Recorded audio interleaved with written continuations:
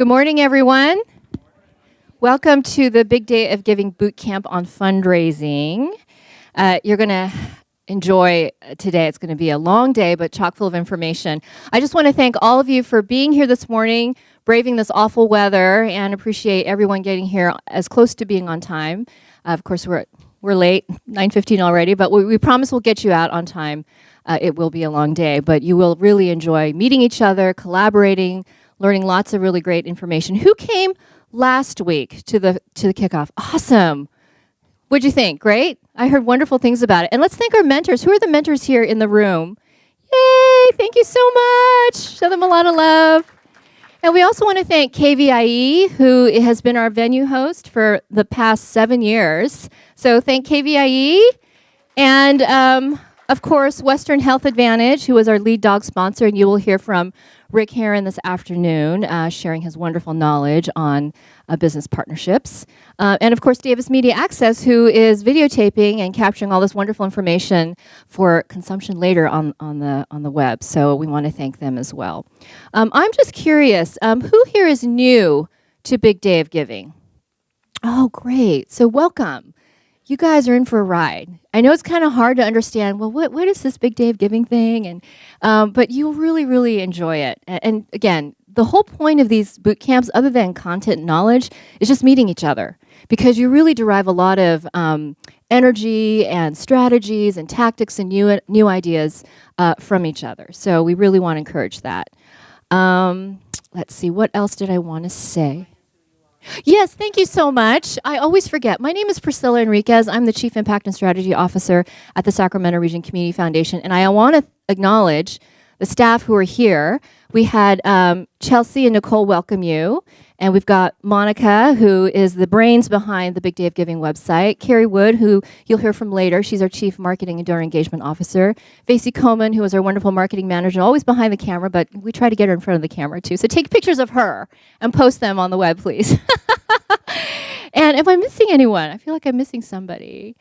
I think that's Lavelle, yes, because I'm going to hand it to Lavelle.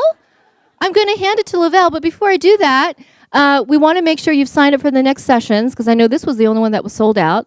Marketing, communications, and donor engagement, that's going to be really good. And then, of course, our last one, we saved the best for last, putting impact at the center, because that is what you're all doing. We want to amplify that on May 2nd. And here we go. So Lavelle Harris, who is our Director of Nonprofit Ventures and Strategic Impact, and she and Monica and Vasey are really the trio behind Big Day of Giving. And they're going to carry you through a successful day. So here you go. Thank you, Priscilla, and thank you all again for being here. I know it's a heavy lift, especially with the weather the way it is today. I woke up this morning and it was a downpour. Like, okay, let's hope everyone makes it, and you did. You're all here, so thank you so much for being here for our full day. As Priscilla mentioned, we do have a full day. We will be starting off with online fundraising and then going into peer-to-peer fundraising with Justin Self, one of our mentors, who's wonderful to be here today. So we're very excited to jump into that work as well. We're going to do a little bit of an icebreaker this morning. So want to get you thinking about collaboration and working with one another, asking questions of one another. I think that's the best way to approach this work, is that we're kind of all in this together. We have lots of resources that the foundation provides at the ready, but we want you to collaborate with one another. We want you to pick each other's brains. And I think that's the best way that you come up with new and innovative ways to run your campaigns. So we'll do a little bit of an activity and icebreaker there at 12:30. So be back here by 12:30, and then we'll go into board engagement with Kara Walker, who is one of our mentors as well. She has a wealth of knowledge and wonderful tips and to help you engage your board and get them activated, as well as a short activity activity on how to identify your circle of influencers. And then we have Emily Baime Michaels coming in from Midtown Association to talk about business partnerships, most specifically about small business partnerships and activating those networks in your own communities. And then we have Rick Heron from Western Health Advantage, and he's going to be talking about business partnerships from the corporate perspective. So again, a full day. Can't wait for you all to learn all of this wonderful information that our presenters are going to be providing to you today.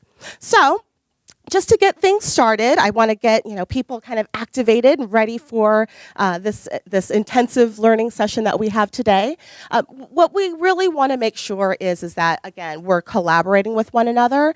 And so what we want this to be is a really informative session where you can make sure that you're getting all the answers that you need in the realm of online fundraising. So I really want to make sure that we know that online fundraising can be a challenge. There's the social media aspect. There's the campaign, segmentation. You want to make sure that you're reaching the right audiences in the right way. And so what I want to do is open it up right now just for you to ask each other. And I really want this to be an interactive session. So any burning questions, those questions that you're just, really struggling with right now in the realm of online fundraising. So if there's anything that's been troubling you, if you're concerned about something, out there in the social media space, when it comes to online fundraising, this is your time to work with one another and help one another figure it out. So any burning questions? Is anyone struggling with anything? All right, I'll be right over there. All right. Ernie Hines with the CMTA organization. I'm kind of embarrassed because I'm going to ask, does this ever get any easier? Does it all start to make sense? Anyone want to answer this? Again, I want to get everyone activated. Who's got a good answer? I have an answer, but... I don't want to answer it, but I'd like to know how long you've been doing this if you're still asking that question. This is the first time. This is his first year. I saw a hand, yes. And please give us your name and your organization. I'm Crystal Appalato with Winter's Friends of the Library.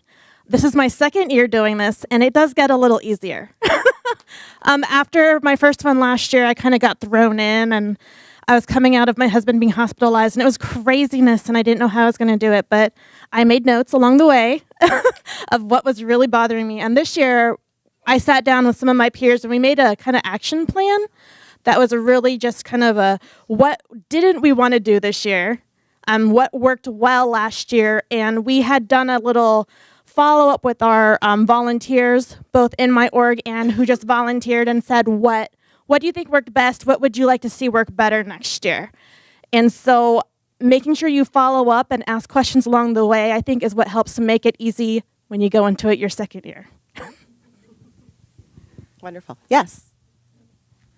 My name is Melanie. I'm with the California Farmland Trust. It does get easier, I promise. My question, though, on the note of making things easier is I have about 1,000 followers on Facebook, and every time I try to fundraise on there, I'm lucky if I get a donation or two. So I would love to learn how to convert all those followers into donors. Do I have an answer?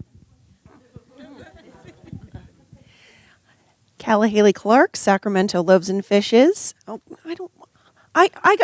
I got to work when the lightning storm hit. I'm a drowned rat right now. I don't want to stand up.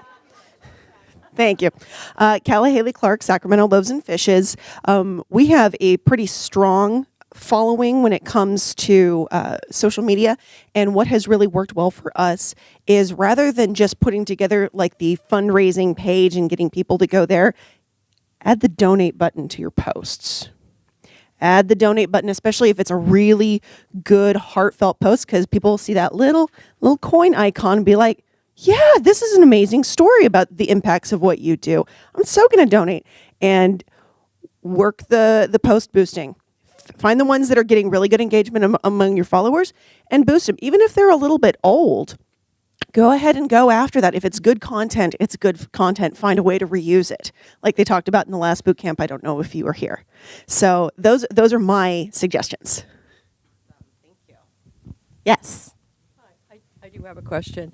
Karen Green from California Association of Youth Courts. I'm wondering if those of you that have been doing this a while, if you found it more fruitful to, rather than just ask for donations, to indicate what a dollar amount would purchase. Would $15 purchase?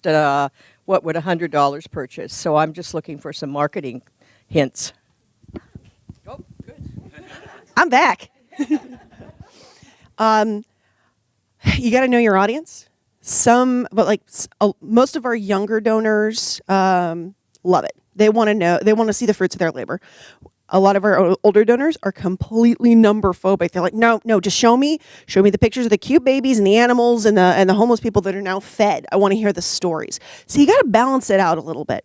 And if you came to the last workshop, they talked about targeting your messaging, and that's a big part of it, is just knowing who you're talking to and what really resonates with them, and then focusing the attention there. So if you have people who in the past have really resonated with a post or an appeal that said what the impact of $1 or $5 or $10 is, keep doing it. Or you can just experiment with it a couple of times, see how it resonates, and if it doesn't work, stick with what does. My name is Kayla, and I'm here from Summit View Child and Family Services. This is our first year participating in this, and it is a little bit overwhelming. Going into online marketing, I guess a really good question is, what has worked? Because I know there's like so many ways that we can start, but for those of you who have done it a few years, where has your success been? Sean Latour with the Sheriff's Community Impact Program. This kind of goes off of your question as well.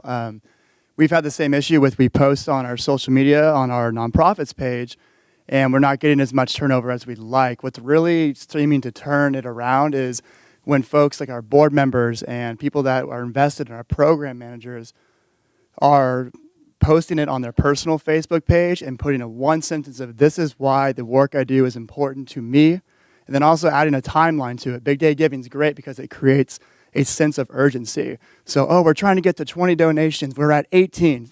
People want to be number 19 and 20. Do it on your personal page. It helps a lot. Hi, I'm Lorianne from Wildflower Women's Ensemble, and this is our first year. My first year as the leader of an organization. Done it before, so this is a pretty big question. Where do you start? And I see some nods of heads. It's like there's so much. It's like, what can I do right now, because I can't seem to get started because there's so much of it. Does that make sense? Do you have a Facebook page? Okay, so I would really invest time to make sure that's the best that it could be, because we know how much of this campaign in particular is moved by Facebook. If you have the other channels, great, but Facebook is really where it's at. The other thing is your database. How are you reaching out to those who are already invested in your mission, even though they could be donors already, but volunteers and different people where you want to bring them into this campaign to help it be successful. So that means email addresses, phone numbers where applicable. We're in our 5th year, and now we're to that phase where never in a million years in my first year, second year, even third year would I have thought of actually calling people to thank them. But we're now there.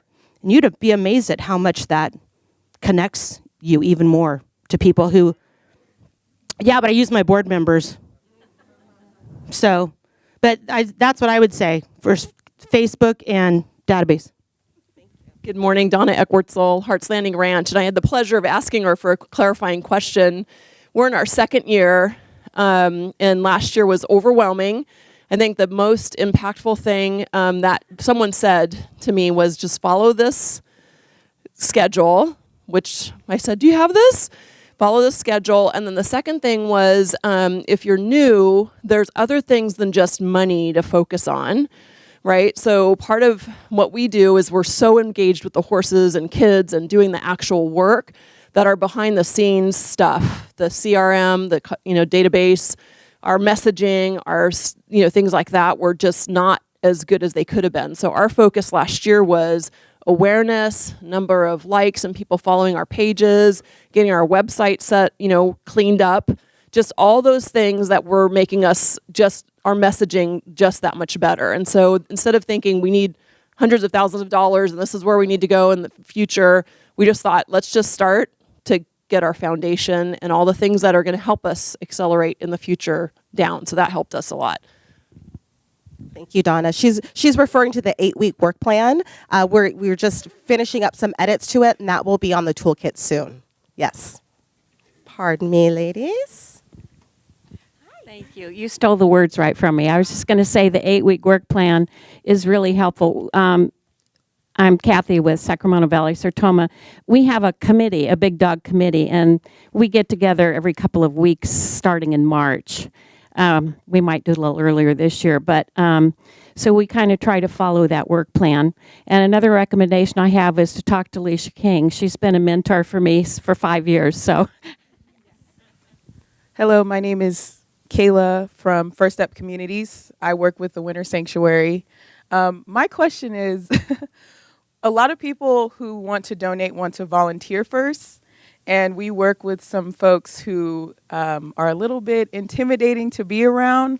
So I was wondering if anyone had any tips of ways that we can allow them to volunteer without maybe seeing the dirty work that we have to do, or if that's a good way to say it, because my boss always says that most people don't really, it's hard to convince people to work with homeless folks. Most times they want to work with babies and dogs. So, Thank you. Kala, again, Sacramento Loaves and Fishes. To say that I sympathize is the understatement of the day. The best alternatives for that, because we too have guests that can intimidate people, that can put people off, but that doesn't change how valuable the mission is or the work that we do. But it does take a certain kind of grit, a certain kind of resilience, and a good deal of patience.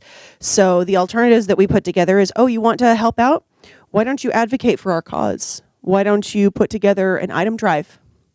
Why don't you host an event and we can come talk to you and people who share your values about what we do? And you can be responsible for putting together the event, getting everybody in one place, getting the logistics done.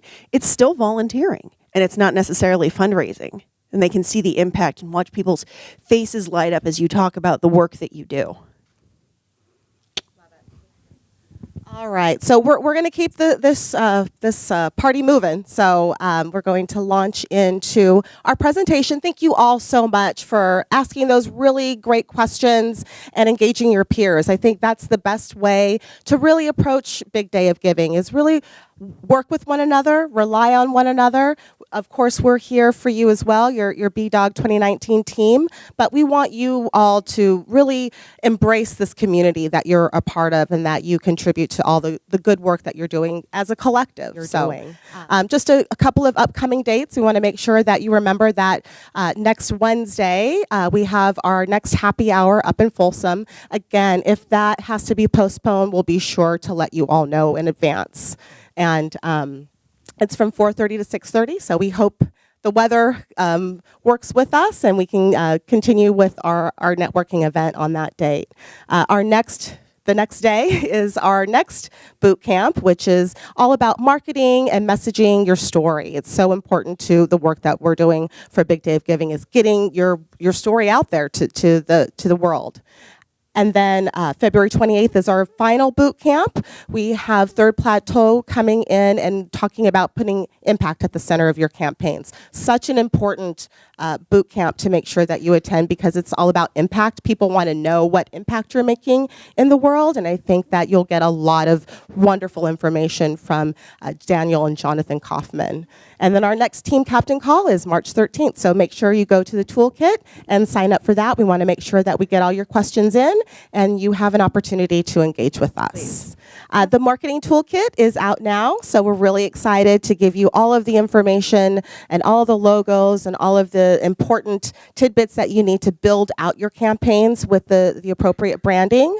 So you can find in the toolkit, obviously, all the logos and the brand standards. There's a guide. Please do follow it. We want to make sure that we're being consistent as well as uniform in all of our communications in order to amplify the effect of Big Day of Giving. So that's pretty important. The social media material is there, as well as email templates. The press release template is out there as well. Again, all of this goes into helping you get those campaigns ready now. So when we have questions about where do I start now, check out the toolkit. Please do look at all of those materials. They're here to get you rolling now.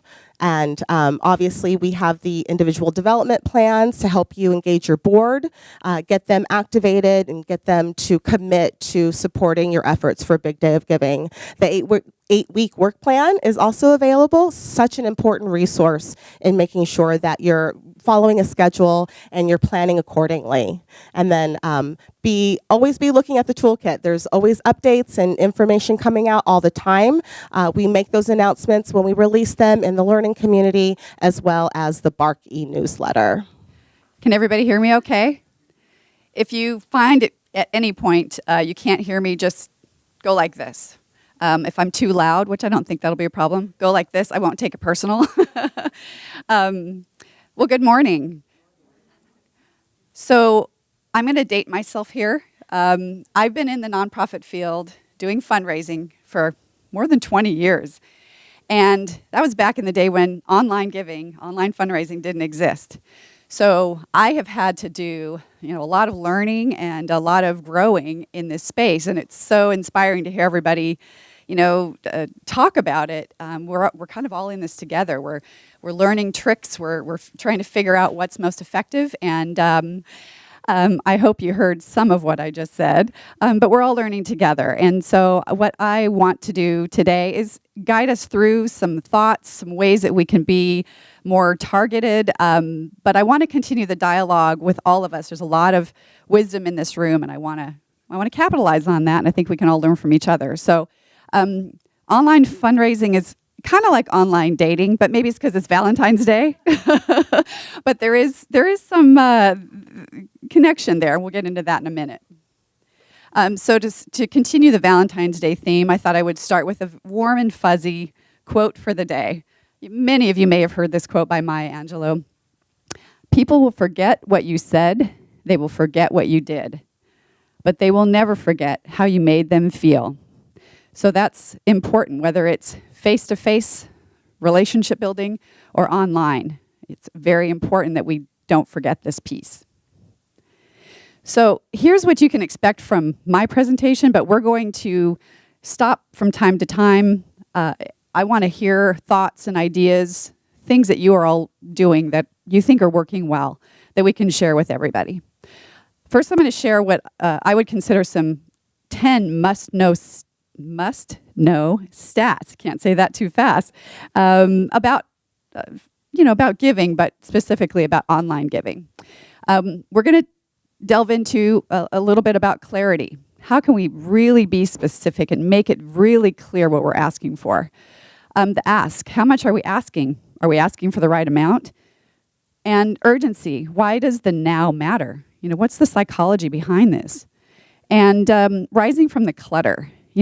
All of us are out there sending emails, and we've got our websites, and we are posting, and we're doing so much. But how do we rise not above each other, because this is not about competition, but it's about making sure that we're noticed and that the right people are hearing about us.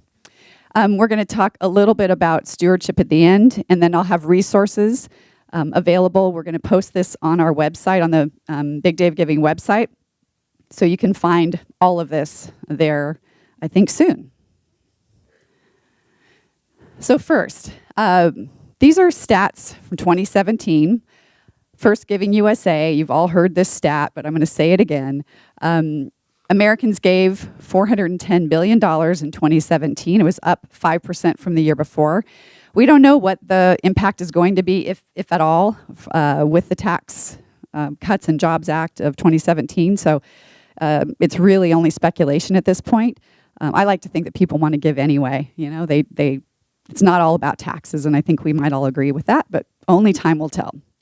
So I'm going to move through some of these fairly quickly, and then I'm going to stop for a minute and see if any of these surprise you. So overall revenue from online fundraising grew by 23% in 2017 to $31 billion. Seems like kind of a small piece of the pie when you look at the overall, but it's growing, and all graphs show it's starting to get some traction. 30% of online giving occurs in December, 10% on the last 3 days of the year. Email accounted for 26% of all online revenue, and it grew 15% over 2016. And 20% of online donations were made on a mobile device. So clearly, we look at our website, we look at it from the computer, we have to look at it from all platforms. I think that goes without saying, but I think it's an important reminder. So I was curious about this. $128 is apparently the average online donation amount. Most of us have round numbers, in our donation page. So I found that odd number to be interesting, but that's what's out there in terms of stats. The average monthly donor will give 46% more in 1 year than those who give one-time gifts. $326 is the average annual donation total for recurring donors. So there's some thought for the day on that. 40% of millennials who are enrolled in a monthly online giving program. It should say there are 40%, or of millennials, 40% of them give monthly. Mentioning matching gifts in appeals results in a 51% increase in the average donation amount. Good tactic for Big Day of Giving, that's for sure. And over the last 10 years, donor retention rates via online giving have averaged below 50%. Now, do any of those stats surprise anybody? Anybody have any thoughts? I'm really surprised by number 8, the idea that 40% of millennials are enrolled in a monthly giving program. Is that maybe 40% of millennials that give, not 40% of all millennials? Thank you for clarifying that. Yes. So of all millennials that give online, 40% are enrolled in a monthly giving program. So you got to keep me straight. Good morning. I just actually did a presentation where I had to update, and one of the markets I focused on was millennials. Over 70% of millennials give, which was surprising to me, and they give almost $500 a year, which is pretty good given their age, and they give to about 3 organizations. Wow. So that's why they like the giving, and the report I found said 49%, but everybody's got a slightly different There's all stat. kinds of stats out there, yeah. Thank you. Anybody else have a thought, question, anything you want to correct? Sorry, I'm curious is this giving to nonprofits? Because I know that there's like GoFundMe and Kickstarter. Okay, so it's all not nonprofits. like Charitable okay, giving. yeah. Thank you for clarifying that. I'm curious about the monthly donors. Is there a way to have monthly donors give at Big Dog? No, we don't do recurring donations for Big Dog right now. We do non-BDOG related gifts during the year, but at the moment we don't have recurring donations. So we're not gonna get into, through this presentation, a lot of technology. This is not about technology today. It's not about the platforms out there. It's really about how we can make it as easy as possible for donors to give to our organizations online. The first piece is clarity. We need to make sure that we are as clear as possible. Our donors, most of them are not insiders. They don't have a lot of the details that we have. We have to assume they don't know the details, and we need to make it as specific as possible. And I'll get into an example in just a minute. There are a lot of fundraising pages I've seen that are about concepts or ideas rather than specific action or very specific person or animal or specific thing that is being raised, money is being raised for. So it's important as you go and maybe take another look at your online giving platforms, your website, etc. What is it that you're really asking people? And could you ask a neighbor or others to tell you, I don't really understand, or this is very clear. And so that's an important piece of the puzzle. Donors give to make something happen. They want action. I think it was said earlier, millennials want to make an impact. I think everybody wants to make an impact. Some might be inspired by other things like images and stories, but everybody wants to make an impact, and it's important that we're really clear. One example is, it had to do with not anyone local, but I was kind of poking around on some of the food. Maybe I was hungry or something, but I was poking around on some, food bank and, different organizations that are asking for money for food. And there were several that said, we have hundreds of thousands of people in our community that are hungry, that are food insecure. Give to our food fund. So when you think about that, that's kind of conceptual. It's not about necessarily a person. It is not, it can be overwhelming when you think about the average gift size of an online gift at $128. It's really, that's a big concept to be thinking about when you're considering, well, I might give $50. How is that really going to help? So we're going to move into what I want to promote, and that is your ask photographable? Is your cause able to be easily depicted in a picture? I'm going to show you an example. So how about, instead of saying we want to feed 300,000 people, it's help us feed Kayla. It costs X number of dollars. Maybe it's $5 or $3 to feed one person.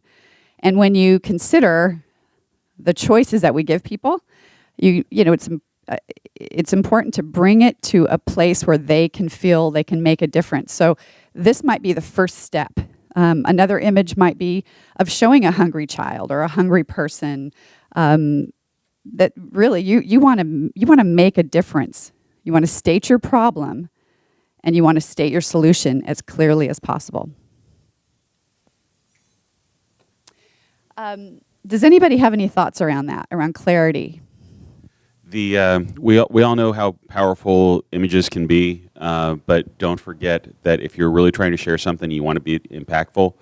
Video outperforms everything else on social media. So take advantage of using your smartphone to be able to share those short little 15 and 30-second videos to increase your reach and your impact on your posts. To kind of dovetail on what she's sharing, I think we all have we know our mission and we're all passionate about it. And to put it out that Big Day of Giving is supporting our mission becomes that very conceptual thing. So when you break it down, not only I think is it more understandable for the donor to know where their dollar is specifically impacting your organization, but it's going to help your reporting out later be easier too. So the year that we needed money for our playground, when the playground was done, those were the pictures that I was able to send out to say, you were part of this.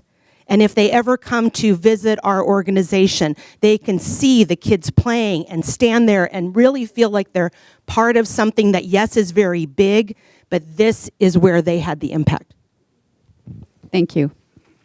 I had a quick question. My name's Zoe. I'm from Sunburst Projects. We work with children and families living with HIV. And our struggle with putting out images and videos is we'd love to do that, and I'm sure some other organizations struggle with this as well, is marketing ethically and protecting the confidentiality of our clients.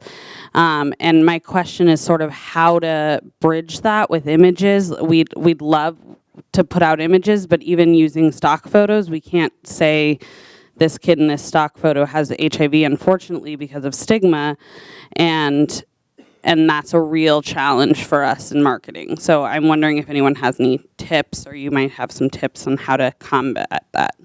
Got a couple hands up there. Hi, I'm Lindsay. I'm with Wellspring Women's Center.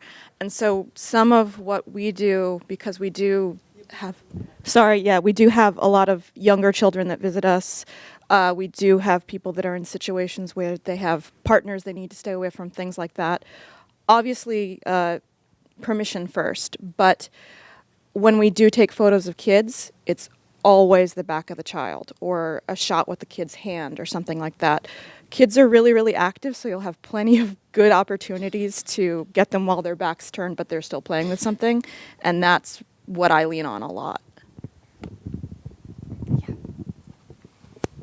An engaging visual doesn't have to be a child or something that is directly centric, as long as it's something that's connected to your mission. So if you look at like really strong visual platforms like Instagram, if you look through there, you're not going to see always like a lot of pictures of people.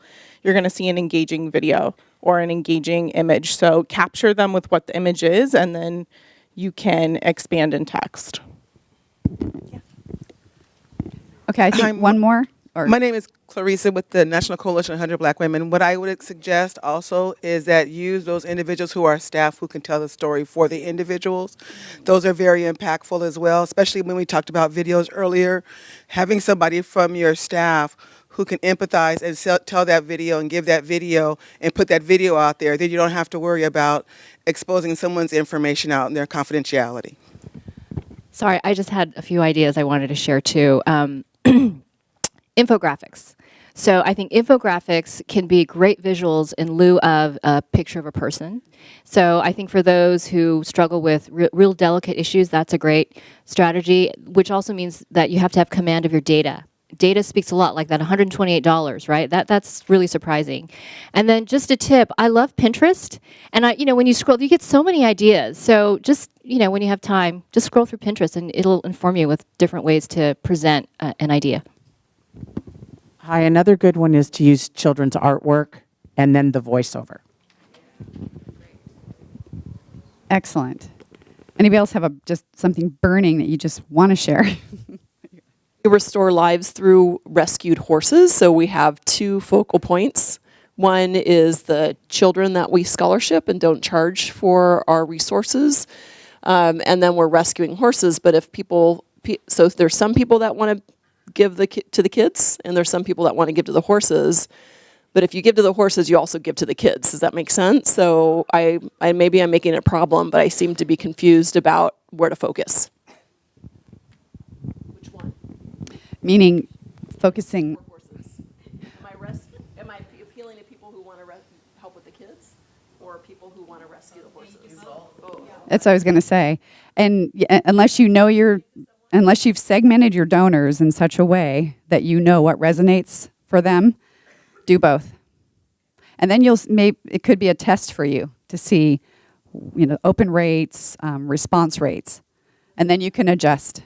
We've tried different messages, and then you see what might resonate. And it's ideal to go to the same audience for both as a test, and then you can decide how you want to move from there.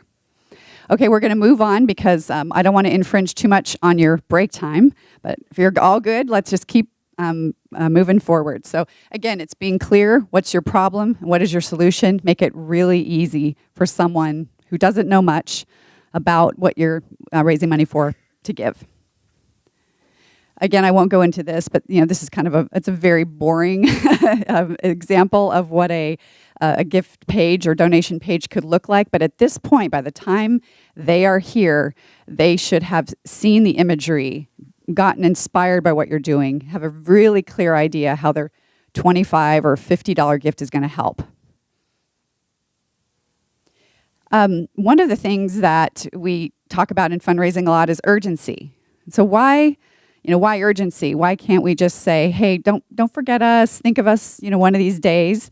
Well, clearly, that is, procrastination is sort of the biggest danger that we have, especially with online giving. So there are several types of urgencies that we can create. One has to do around time. We all, do this during the end of the year. Give before Thanksgiving, or give this spring because of something. So there's a time urgency that I know many of us use. There's a scarcity urgency. Give today while we still have the opportunity to make a difference. There is the what's called situational urgency. Bear with me a second. And the situational urgency really has to do with we have a problem today. If you help us now, we can make change. And so it is, if not now, when? And so it's really important psychologically that you create in your messaging some kind of urgency that says if we don't give today, one more person or 10 more people or 100 more people are going to go hungry. Or there is some action that really resonates or should resonate with your audiences. Now we all have different areas of focus, whether it's environmental, whether it's animals, whether it's the arts, whether it's kids, families, the homeless, and there are many different. So rising from the clutter, what I want to talk about now, I think, is a really important piece. Online donations are not about, they're just going to stumble across you, obviously. There really needs to be a diverse marketing plan, and that has to do with coming at people in every way that we can think of. So social media, of course, we've talked about Facebook, whether it's creating Facebook ads, an event, boosting posts. That is really become one of the top social media platforms that we all, if not are, should be considering and using. We need to drive people to our websites and our donation pages through direct mail. Direct mail is still alive. It is, there's that tipping point that I think we're starting to move a little bit more away from direct mail and more digitally, but it's still there and people still respond. So that's another way, obviously, that we can market our online giving. Our website, of course, we need to consider all of the imagery and the messaging and everything that we're saying, we should be saying in our direct mail and on our website and on our social media posts, and make sure that your messaging is consistent and powerful. And we're not here to give a lot of details when it comes to online fundraising. We're here to get people to act now and be inspired and want to be part of what you're doing. Emotional intelligence is, I read this the other day and I thought, emotional intelligence, there's so many of these psychological terms that are, that float around out there. And really emotional intelligence is about how do we connect our donors with that place inside of them that they want not to support your organization, but support what you're doing because they care. And you've helped them by your storytelling, by your messaging, care. And emotional intelligence, there's a lot of definitions for it, but it really comes down to our ability to connect with donors in such a way that they feel that they want to include you in their 3 to 5 nonprofits that they support each year because you have stirred something inside of them. So this is an example, and it's kind of hard to see some of the words. But this says, don't let this be my last selfie. And the one in the middle really got me. It says, in 7 seconds, I'll be gone forever, but you can still save my kind. Hashtag last selfie. And I share this because this is obviously a brand. This is something that I stress so much to nonprofits is think about your brand. What is it that you are saying? What is your image? And, this clearly speaks to urgency. You've got social media in there with the hashtag. You've got powerful imagery, and you've got a call to action. So this is, I thought, a good example of kind of capturing all of those things into one. So we've gone through a lot of stuff, and there's definitely a lot of great information out there. Again, I've got sources that we'll post on our website with website links and information. But talked about some stats. I hope those help you to think about data-driven decisions. You know, where should or might you consider spending some time? Do you have your settings working on mobile phones? Are you thinking about the average gift size when you're considering what you're asking people for and the choices that you're giving them? And how much is the right amount? If someone who has a concept about a food fund wants you to give any of us, hopefully we're all donors, $25, well, how many kids is that going to feed? So it's just being really clear on that. And the urgency does matter. And rising from the clutter, I think there's probably a lot of great ideas about the marketing piece. And I'd like to stop there and ask if there are any questions, if anybody has any ideas specifically around marketing that you want to share with the crowd. Hi, my name is Elena. I'm with the Silver Orange. We are a newer nonprofit that helps provide arts and culture opportunities for teens, 11 to 17. We did a kind of cool video online marketing campaign this year for Giving Tuesday, where we interviewed, I think it was 6 or 7 of our teens who participate in our programs. So each teaser video interviewed a different teen about what they love about the Silver Orange, what it means to them. And then we released them one every other day leading up to Giving Tuesday. And then on Giving Tuesday, we did a compilation video that had all the teens, as well as interviews from some of our board of directors. And it was really impactful. The compilation video got a lot of views, I think over 1,000 views, which is a lot for us. And it also brought in quite a bit of donations for our organization. So I definitely emphasize videos, and then having those, like I said, our teaser videos leading up to the day were really impactful. And just to bring up a point, last week in the boot camp that a gentleman brought up, if you guys were here, that the videos have to make sense without sound, because a lot of our automatic scrolls are no sound. So it's always good to have subtitles or something that is compelling that makes them want to turn on the sound. So that was something that someone brought up last week. While she's walking, I want to leave you with another thought. Stewardship of the donors, whether they're new or they're recurring, for Big Day of Giving, just because that's what we're here to talk about, is so important. It's kind of like having an event and have people come and then they never hear from you again. That is so key if we're going to break that ceiling of that 50% retention rate. I can't encourage this enough. So invite them to events, send them thank yous, get on the phone with your board members and other volunteers, and call. You may decide you don't have enough time to call every level, but maybe you start somewhere and build relationships with these folks so that they become your recurring donors. Because you know how much, we've all heard the stats about how much it costs to get a new donor versus keeping the ones that we have. So use Big Day of Giving as that opportunity to really steward these folks and bring them into the fold and into your family. It's maybe a no-brainer, but I'm getting a sense that, I'll give you a little history here. The organization I represent, we all have a disease, neuromuscular disease. We all have friends. So, well, most of us. I'm thinking that we market to those of us with CMT, Charcot-Marie-Tooth.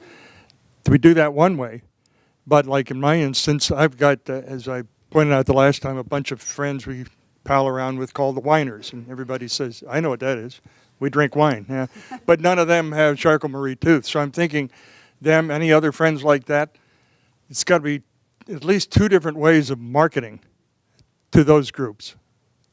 Is that right? That's something I picked up earlier and what we were talking about. Yeah, so it's, if I'm understanding your question right, it's marketing to those who have the disease and those who want to support the disease. Is that what I'm hearing? Well, probably the biggest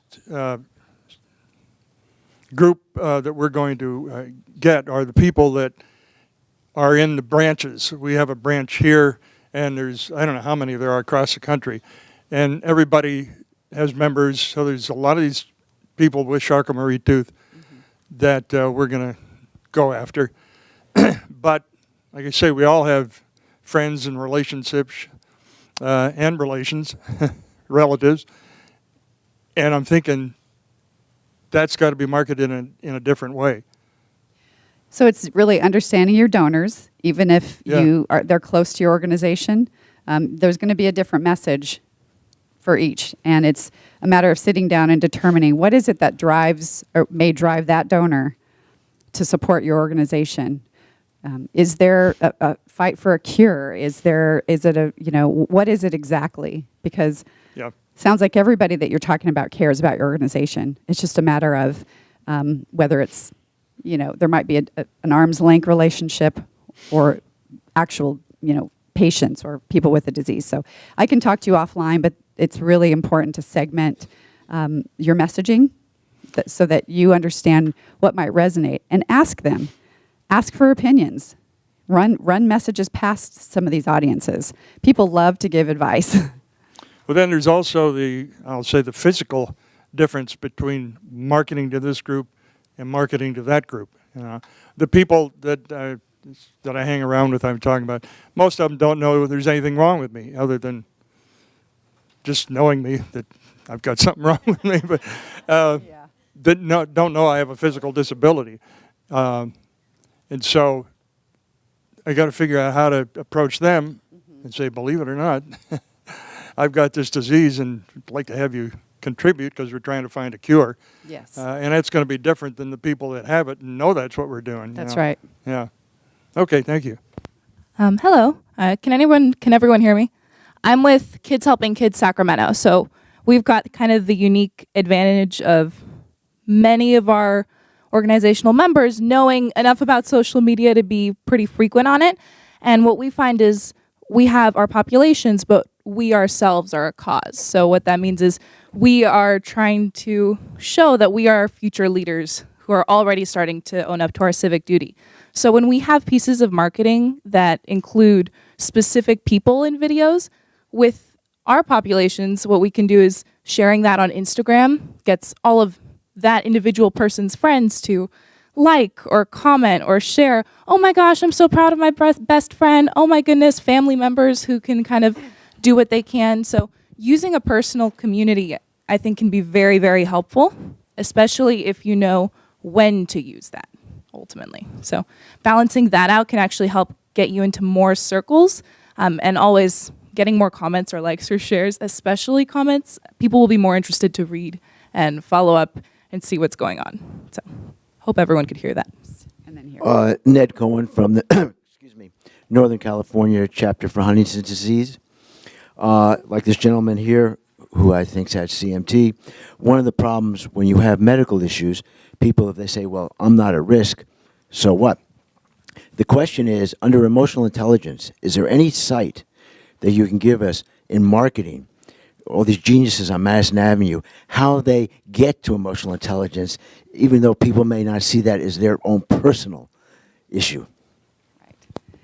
And a lot of it has to do with really humanizing it. You're not going to appeal to maybe a broad audience like some organizations may, but you start somewhere and you ask for people to that care about your organization to forward it to people they may know because they care.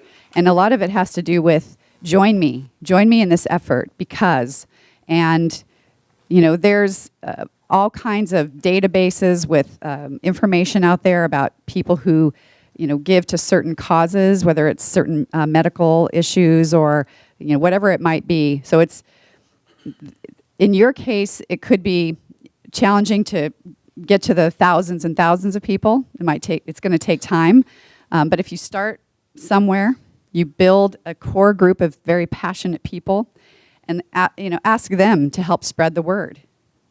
And so we could talk all day long about market segments and marketing ideas. Happy to talk with you afterwards. But there, on the resources page, there's a website that links directly to a marketing site that gives some really good ideas about how to segment and how to message. So look for that. Hi, my name is Lisa Fine, and I'm with Route 91 Strong, and I'm a Vegas shooting survivor, and we offer financial assistance for the immediate needs for the mass shooting survivors that we have in the world today. And one of the biggest things that we've done is with the social media is hashtags and tagging. And what we do is we created a document and we kind of gathered all of the hashtags that would make a difference and kind of spread that word. And tagging is a big thing, and that has really, really pushed out a lot of our media. Like, we do a lot of hashtags for, BDOG2019, and it really does reach a huge population. And kind of prepare yourself, because the hashtags, you want them to be relevant and to the point with what your marketing is. So just maybe kind of start to keep those, because it does take some time. We use Hootsuite also, which is really special because you do one post and it reaches out to all the other social media as well. You pick 3 and we do the big ones, and that's also very helpful. Thank you. It was actually a comment. Is that okay? Okay. I just wanted to speak to, I heard this gentleman in the blue over here talk about videos, and you mentioned 15 to 30 second videos. And I heard the woman from the silver orange talk about the teaser videos. And what we've seen work is it's really hard. You interview the folks that care about it, and you end up with 5 minutes of beautifully said things about your organization. But it's so important to remember that when people are seeing this, they're scrolling through hundreds of Facebook feeds, Instagrams. They're probably doing it while they're feeding a child or, oh, God forbid, driving a car. But I'm telling you, they don't actually care about what they're seeing on it. So you have to hit them in the first 15 seconds, and that ask has to be within 30 seconds. It really, really goes a long way. I bet you the reason why that long video the Silver Orange put out at the end was such a hit with 1,000 views, which that's a big deal, was because of the short teaser videos that caught people's attention. If you don't catch their attention in the first 10 seconds, you're wasting your time. Not to mention, it takes a long time to edit a video that takes 5 minutes. Again, you're wasting your time. Save it for your presentations. 15 seconds videos. Thank you. And the other thing I want to say is, don't just rely on video. I know that's kind of the big thing these days, but just a picture, an image, really spend time, maybe even a little bit of money to get the right snapshot, because that's like he's saying, our attention span is really low, and make sure you mix it up. I think we are out of time. So we're going to start out with trivia. If you want to go to the next slide. There we go. So the first question, and if you guys wouldn't mind raising your hand, because it's really hard to award prizes when we have 5 people that answered. What should you never do with the BDOG logo? This is also Vasey's biggest pet peeve. Yeah, right there. Yes, don't skew the logo. So if you guys were here last week or watched the boot camp, you'll see that is Vasey's biggest pet peeve. So don't make Vasey angry. Yeah, she says it's gross, which I love too. Gross. All righty. Next trivia question. What date does scheduled giving begin? April 15th. April 15th. Remember, while that scheduled giving begins on April 15th, those gifts will not be processed until May 2nd on Big Day of Giving. So make sure you communicate that to your donors as well. Do you want to do 2 more? Yeah, we'll do 2 more. Okay. I like the fun ones, so you guys just kind of have to guess on it. What is the 11th most active state on who gave in 2018? So they gave 43 donations. It's the 11th state that gave the most donations in 2018. You kind of just have to guess. No.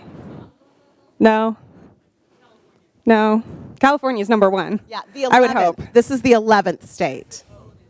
Right there? No. Think west. Yeah. There you go. Yeah. All right. One more. Name one of the board member prize challenges that is up for grabs in our prizes. Yes. Yes, ma'am. Yeah. So board members, if your board member creates a campaign for your organization, one of their campaigns will be randomly drawn, and that one will win a prize. So we're excited about that. All right. Okay, awesome. So we're going to move on to peer-to-peer fundraising with Justin Self from 916 Inc. Take it away, my dear. Good morning. My name's Justin. As I said, I work with 916 Inc. If you don't know 916 Inc., we work all over Sacramento County with at-risk and underserved youth, transforming them into published authors, which is my elevator pitch, but I could talk for a lot longer about it. I wanted to start, before I give you an intro, with just a little activity. It's Valentine's Day, so happy Valentine's Day. But the Region Community Foundation put a great little post up, I think it was yesterday, about how the day is really about loving everyone, not just your significant other. And so if we could take a moment to just turn to the left, to the right, in front, behind you, and say hello to someone, introduce yourself, and either tell them you're happy to see them here, or give them a compliment on something, whether it's their outfit, their shoes, their bag, anything like that. All right. So, wonderful. I'm glad that you guys all have some energy. I forgot how much nonprofit people like each other. I spent 5 years in the corporate world before I got into nonprofits, and if I had done that exercise there, I would have gotten crickets. So thank you. It was much better. So I'm here to talk about peer-to-peer fundraising. The reason I'm doing that is because 916 Inc. has had some success with that for the last couple of years, doing it on our own. But this year, the foundation has made, through Civicor, and the platform there made that opportunity possible for everybody that's participating, which is huge. I could tell you a story about what it took to set up our peer-to-peer fundraising platform in the beginning. It wasn't pretty, and it was a lot of work. And well, it was really useful for us. In our first year, we raised $12,000 through peer-to-peer giving on a $35,000 campaign. It distracted from a lot of other things I could do because I spent time talking to merchants, setting up websites, coordinating this and setting up that, and then I didn't get to put pictures together, think about marketing, think about segmenting. Everything Kerry just said, which is really what's going to drive your success. So let's see, I got a clicker here. Here's what we're going to talk about today. So we're going to spend some time on what are the successful aspects of peer-to-peer fundraising, who you should involve, and who you should not necessarily consider involving, what you want to ask your peer-to-peer fundraisers to do, and what you don't want to ask them to do. So part of the success is really making it easy for the people that are going to help you fundraise in this campaign. And then we'll talk about some tips for motivating fundraisers, and hopefully I'll wrap up in time for us to stay on track and get to lunch and do all those good things. I do want to make sure there's room for questions, and I want to make sure that we do this in a way that's useful for all of you. So I thought I would just open up and see if there's maybe 3 to 5 really like burning questions that are coming into mind that all you wanted to make sure that we address. And if you don't see it on there especially, maybe raise your hand and we can either, you shout it out real quick. If I hear you, I'll repeat it in the microphone just to make it easy. So someone give me an idea of something you want to know. We can access all this online, right? Correct. Everything is online and they are videoing me right now. Yeah. So it'll be in the internet forever. I want to know how to get my board to do this. Excellent. So we had 8 out of 12 board members do this in my organization last year, so that I'll definitely touch on. So board, it's online. Go ahead back there if you want to yell it out. Or Maybe some hints for organizations with extremely small boards, like 4 to 5 people. I can do that. And then, do you have any tips to increase peer-to-peer fundraising for general funds? I know peer-to-peer is often pushed for individual areas in nonprofit, but if your organization is more of just trying to increase their revenue, ideas around that. Sure. Yeah, it's all in the ask. So absolutely, that's our whole Big Dog platform. We really need the money for capacity building and unrestricted funds when it comes to Big Day of Giving. So that amount of money we raised last year, we talked about what it was going to do and where it was going to go towards, but we didn't say we're raising X dollars to do this. We said we have a goal of raising this much money to advance our mission, to reach these kids, and that I think opens you up and creates some opportunity. I would also definitely check with the foundation folks because they're the masters of that kind of thing. And then anybody on this side, just because we've been a little heavy, feel free to yell it out. This is the shy side of the room. That's okay. So last one from April. Ethical incentivizing. Perfect. Okay. I also lean on the foundation for that. Last one. Yeah, go ahead.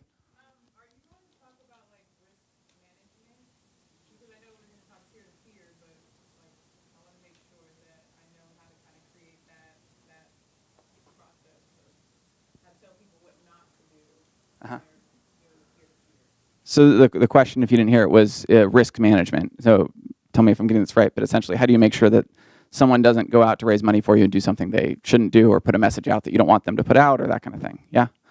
Yes, we can touch on that.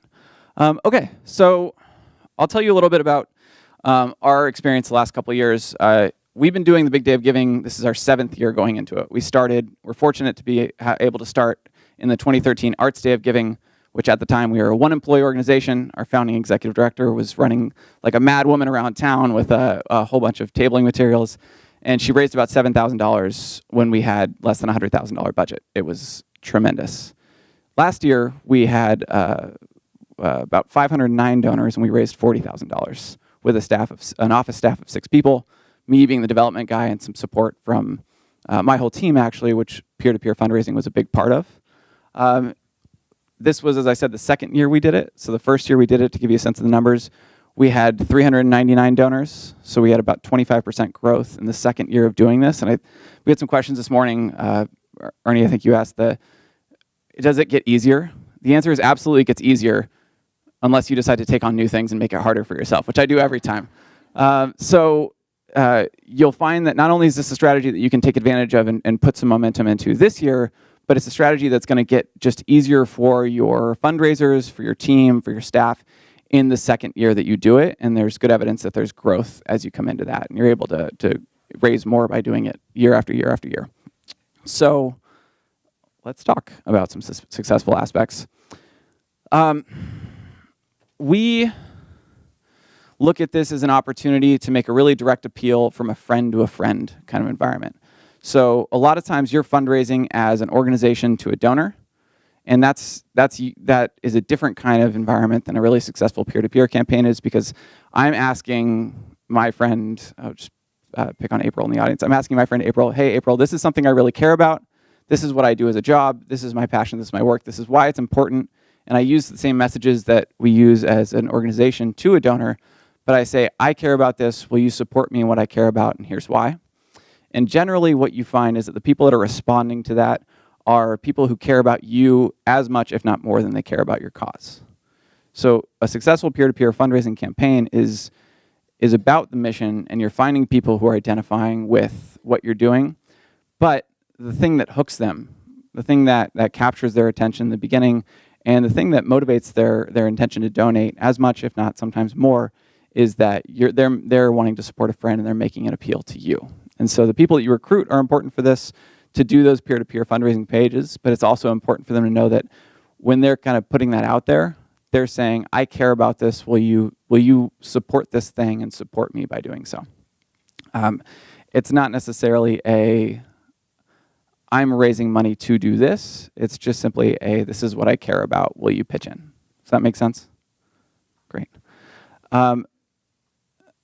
The next thing that really drives success, and we're talking all about online fundraising today, is social media, but also email. I'm sure some of you had a question, well, I have 5 followers on Facebook, and I'm not sure how to access my Instagram yet, and I haven't looked at Twitter in a little while.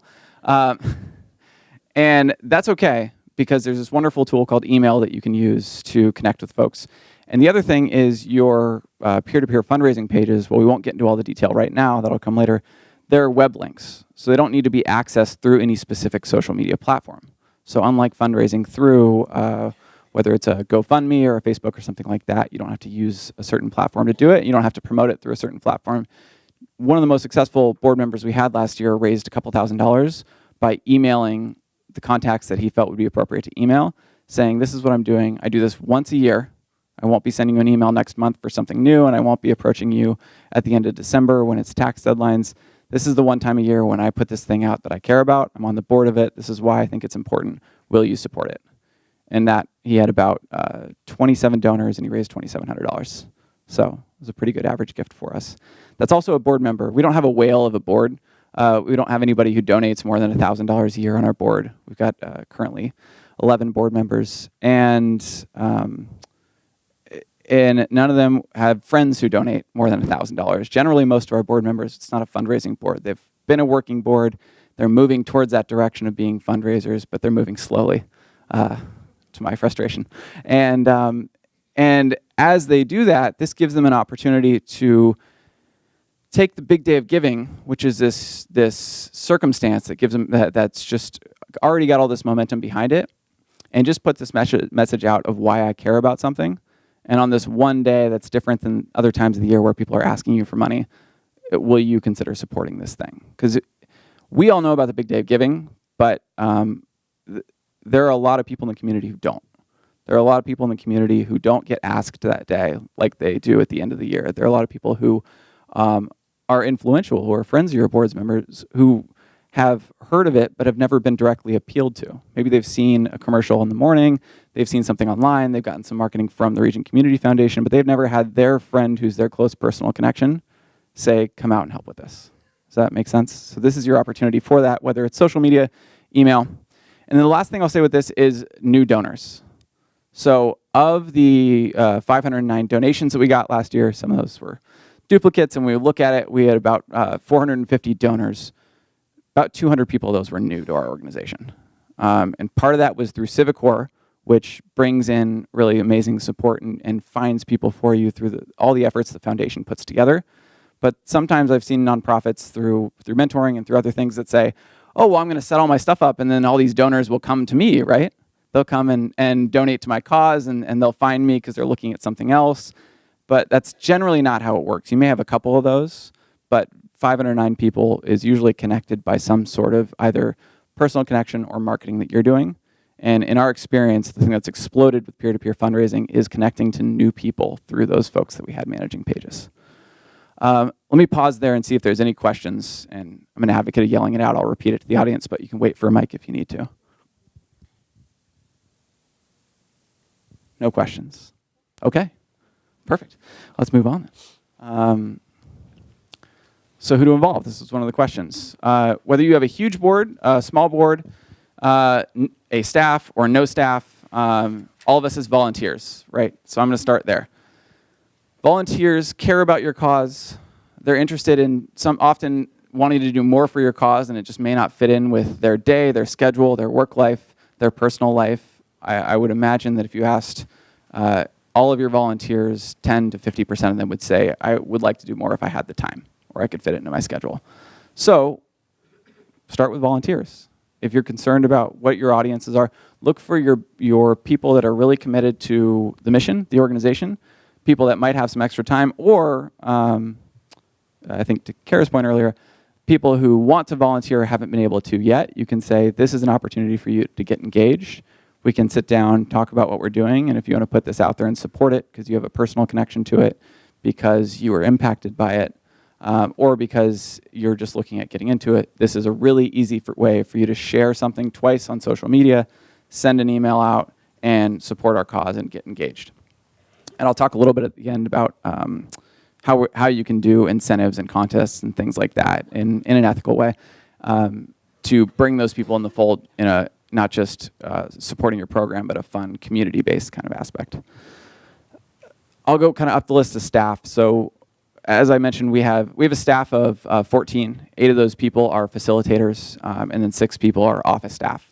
It's mostly our program team who rarely has an opportunity to engage in fundraising or have the time to engage in fundraising. Usually their efforts are focused elsewhere. But there's this one time a year, and since 2013, Big Day has kind of gotten ingrained in 916 Inc.'s DNA. We just grew up with it, and so that happened. But our whole organization knows, our board knows, our staff knows, our volunteers know that the Big Day is coming up. I said the other day in my office, I'm already thinking about Big Day, and everybody's like, oh my gosh, that's right, it's like around the corner. So it's a shared reality in our organization, but what you find is in a lot of cases, programming staff don't have an opportunity to engage in fundraising in a way that's accessible to them. They care equally about your mission. They're just as invested in the organization being successful. They're just as interested in you all bringing in the funds that are going to make you successful. But they're not going to necessarily go from their day job, so to speak, to putting on a fundraising event or writing a new grant if they haven't written a grant before, any of these things.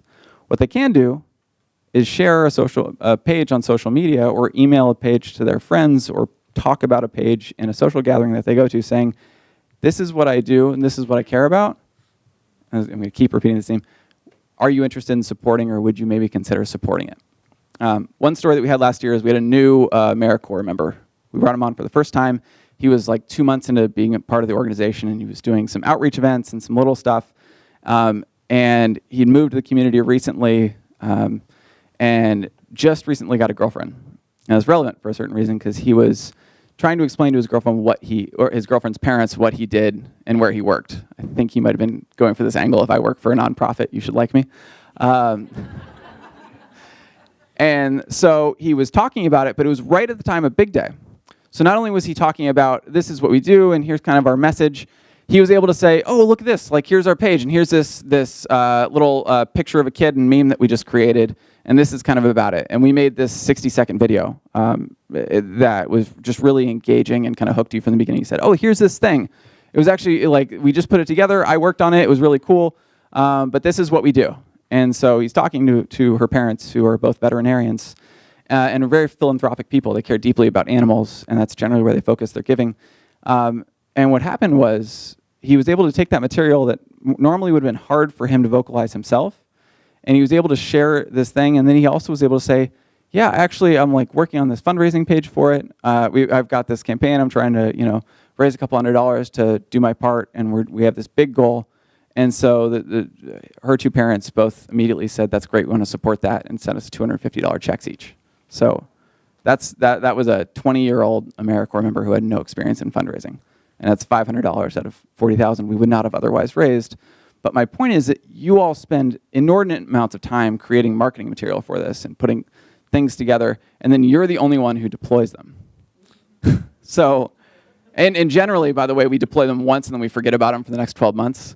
So I'd also advocate reuse that material. There's no reason you can't share a memory from 2 months ago or bring something back or put it into an email afterwards. Question? What about involving recipients of your service?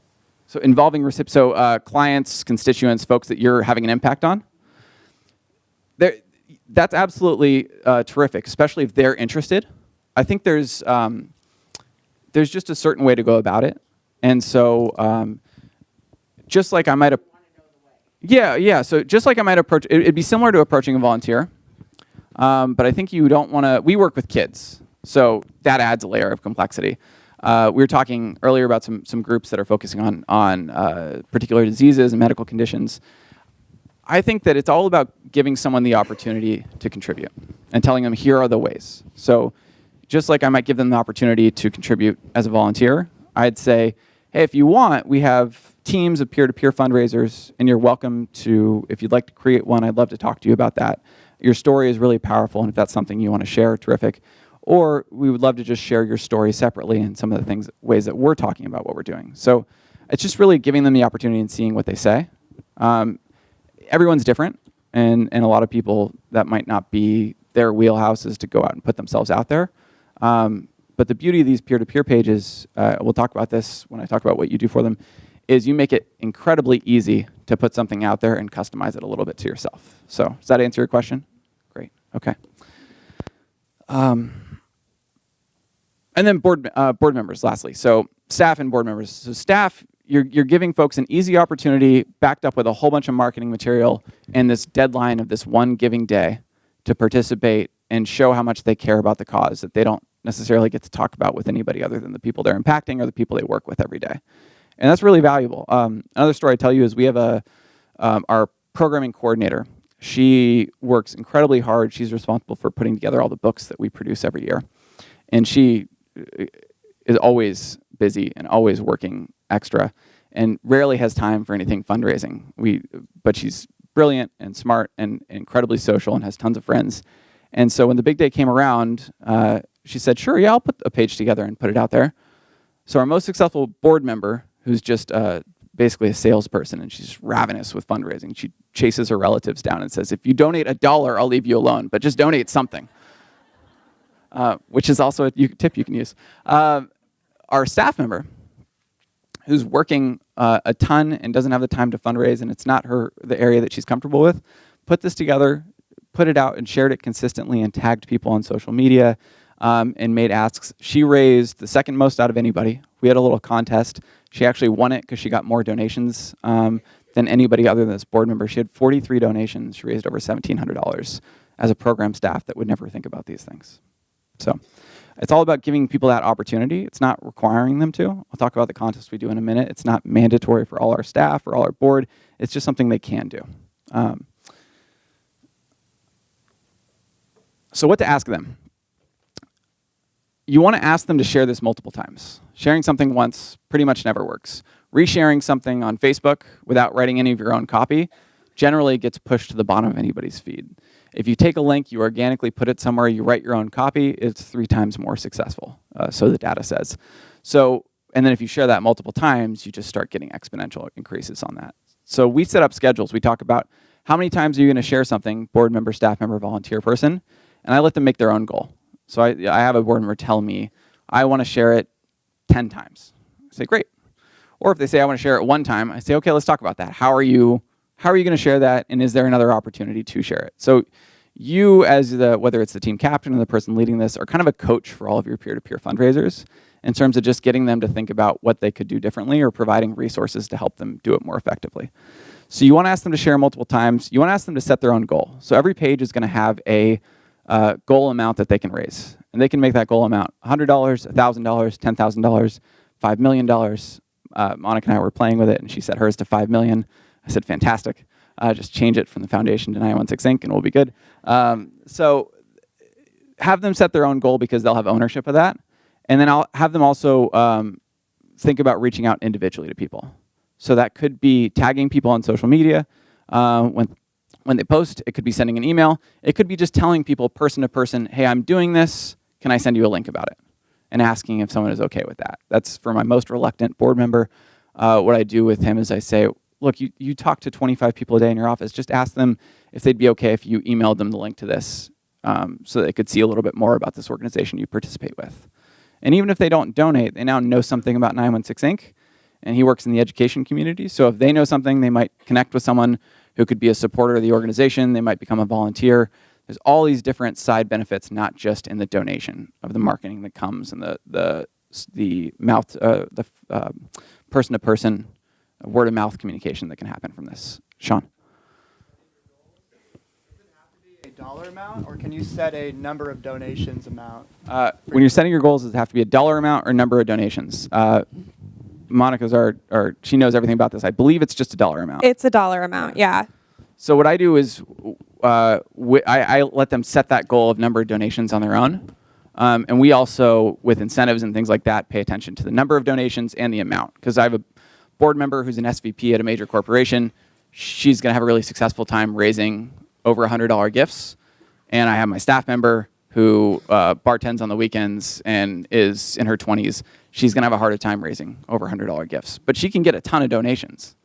And she can get a ton of $1 donations, and she can beat my board member and blow her out of the water. And that actually becomes fun. And then my staff member and board member are talking and going back and forth. And they actually, the last day of Big Dog, they're like texting each other saying, like, I'm coming for you, I'm getting 5 more. And the board member saying, no way, but if you do it, I'll match your donations and beat you, and encouraging the staff member to raise more money with a personal donation. So now we have this camaraderie happening within our board and our staff, which is incredible. So I'll talk about that in contests. Go ahead. This sounds like a silly question, but when you say sending them the link, like, is it okay if I send you this link? Do you mean like a link to a fundraising page, to your fundraising page, a link to the website, or is it a link to your Giving Edge profile? I'm just curious about what's the most effective link to be sending to give them information. Excellent question. So what's great about these fundraising pages is you can upload video, just like you can to your Giving Edge profile. You can upload photos. You can put a short description in them. So what I would say is you're sending a link to your personal fundraising page. So, we're coworkers or cousins or something like that, and we're talking, and I say, hey, I'm doing this thing. We've got this big giving day. Can I just share this with you? I have this goal of raising $1,000, and even if you don't want to donate, can I send you a link so you know more about this cause I care about? Most people are going to say yes, but that link encapsulates your fundraising page, and that page should have all the marketing material that you want to share and that you need to share in one place. And I will, before we go on, I do want to clarify in regards to Justin's $1 one-upsmanship. The minimum donation is still $15 because it is through our website. So good point to touch on. So in the past, we used our system, CRM system Neon and our merchant processor, and we built our own web pages, and it was, again, complicated and a lot of work. Monica and I looked through this process last week, and the simplicity of it is incredible. And so that level of flexibility changes a bit. But we're moving from our old system we've been using 2 years to these big day pages because they're just easier. And so I'm happy to answer questions for anybody if you're trying to figure that out, or if you have a system that can do these, how to navigate the benefits of whether it's Facebook fundraiser, whether it's your own system, whether it's one of the like GoFundMe pages or the big day system. It depends on what's a good fit for you, but generally this is going to be the easiest option. Go ahead. This may be a silly question. We've fundraised just for like specific big day of giving, and then donations that came into it went just to that. Did you mean that you entered a lot of offline fundraising donations to add up to your total? Yeah, in the past we had this other system. Mm-hmm. So I had half my donations happening on Civicor and about half my donations happening on our peer-to-peer pages. So throughout the day, I really care about how I love the leaderboards. Like this is just our thing. So I'm updating these peer-to-peer donations into Civicor. But again, this won't be necessary next year because it's all going to be right there, which I'm excited about. Yeah. And I'll avoid getting into the logistics of matching and uploading offline donations because that's all we'll talk about for an hour. So I think we can do the rest of this in about 2 to 3 minutes and then get through some questions since we're tight on time. This is what you shouldn't be asking your fundraisers to do. You don't want them creating their own content. There was a question about avoiding someone doing something wrong or creating a problem for you. This is your biggest solution to make sure a wacky volunteer doesn't put something out that is counter to your message. Give them the message. The other thing you have is, as nonprofits, you've got the ownership of all the pages, so you have the ability to edit and delete them. So you're going to have control of what's going out there. If something went out, you can kind of curtail that and have a conversation with somebody. But generally, people don't have time. The first year I did this, I said, hey, board members, why don't you write 3 sentences about why you care about this, and then I'll put everything else together. And I thought that was going to go great. It did not. It didn't. And it's just the reality is that any little piece of this is new to someone, and anything that's new to someone is 10 times harder than something they've done before. And it's already difficult for them to take time out of their day to do this. So there's a summary section in each of these pages. You can write that, and it can be the same for every person who has a fundraiser page. There's a little short blurb, a title. I would do, like 1 year we did help so-and-so help the children. Like that was our little subtitle on our pages, and people loved it. They thought it was great. So create the content for them. Give them the pictures that are going to be on their site. Don't have them put a picture of themselves. Have them put a picture of a kid or your cause or one of your other marketing pieces on there. Don't have them put videos up there. You can build this whole thing for them. And in fact, you've got the ability to literally build the page and then send them a link so that they've got it right there. And you can. What I would do is say, here's your page. If you want to change anything, let me know. Otherwise, it's good to go. We can put it live, and you can start using it right away.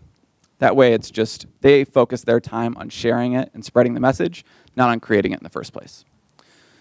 Don't make it mandatory. I know it's an easy thing to say, hey, everybody's going to do this. It's going to be great. We're all excited. This just isn't in some people's DNA. We had 8 board members of 11 participate last year. 4 of those 11 put it up one time, really didn't engage quite a bit.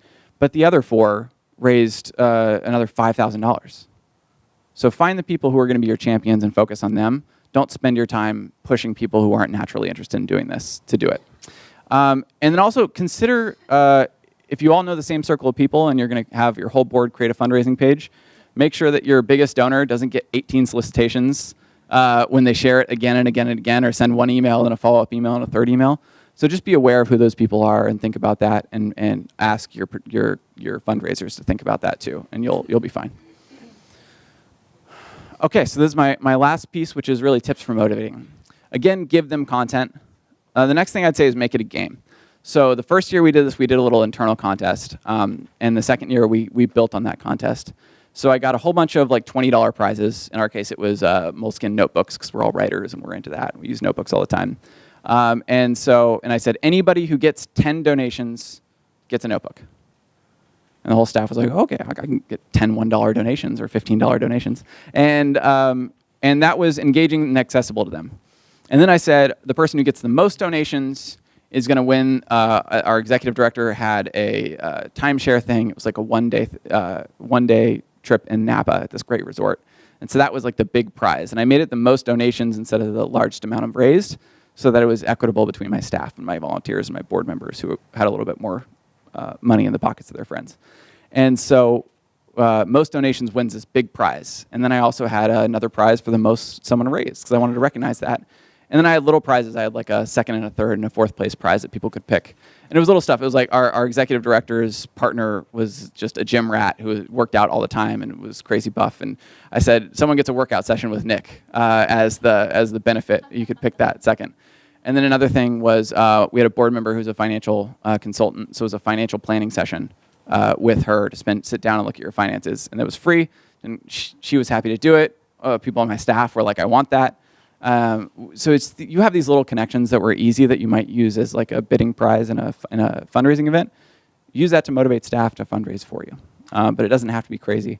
And then once a week for the month or so leading up to it, I would just start putting those out there. The second year, we tightened it up so it was 2 weeks before Big Day of Giving, which will work well, I think, this year since April 15th is your scheduled donation day. But I just give these leaderboard updates. I'd say, Kathy is at this many donations, and Paulette, our staff members, at this many, and they're neck and neck. And then I'd compliment somebody else for getting their 10 and earning a Moleskine notebook, and they got their prize, hooray. And I'd send it to everybody, and they'd all be motivated because they see what was going on, but it's just purely positive. So contests, gifts, prizes, that's how I make it fun.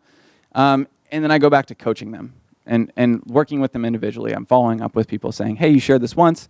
That was great. Thank you. We just put this new piece of, with this new picture together. I think it's really good. Do you want to share that, or would that be something you could email out there? And they're a board member and they want to help. And if it's that easy to forward the email that I sent them with a picture in it, generally they do. And so it's just that level of accessibility and ease of access to doing it, sharing it, connecting with people individually.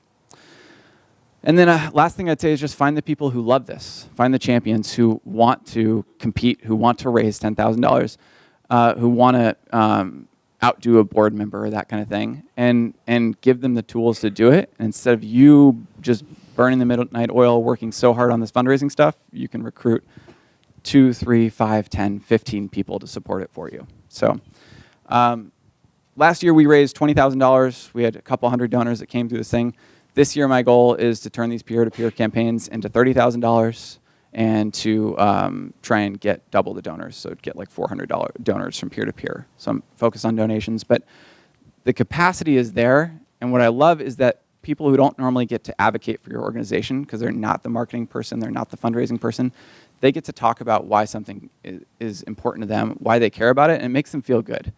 Because not only do they do that, but then their friends, their family, their significant others, all these people say, wait, wow, you do that piece of your organization? That's amazing. Or someone I haven't talked to in 5 years reaches out to me when I post this on Facebook and says, you know, this is so important. I care about it so much. Thank you for doing it. And I just think it's really terrific.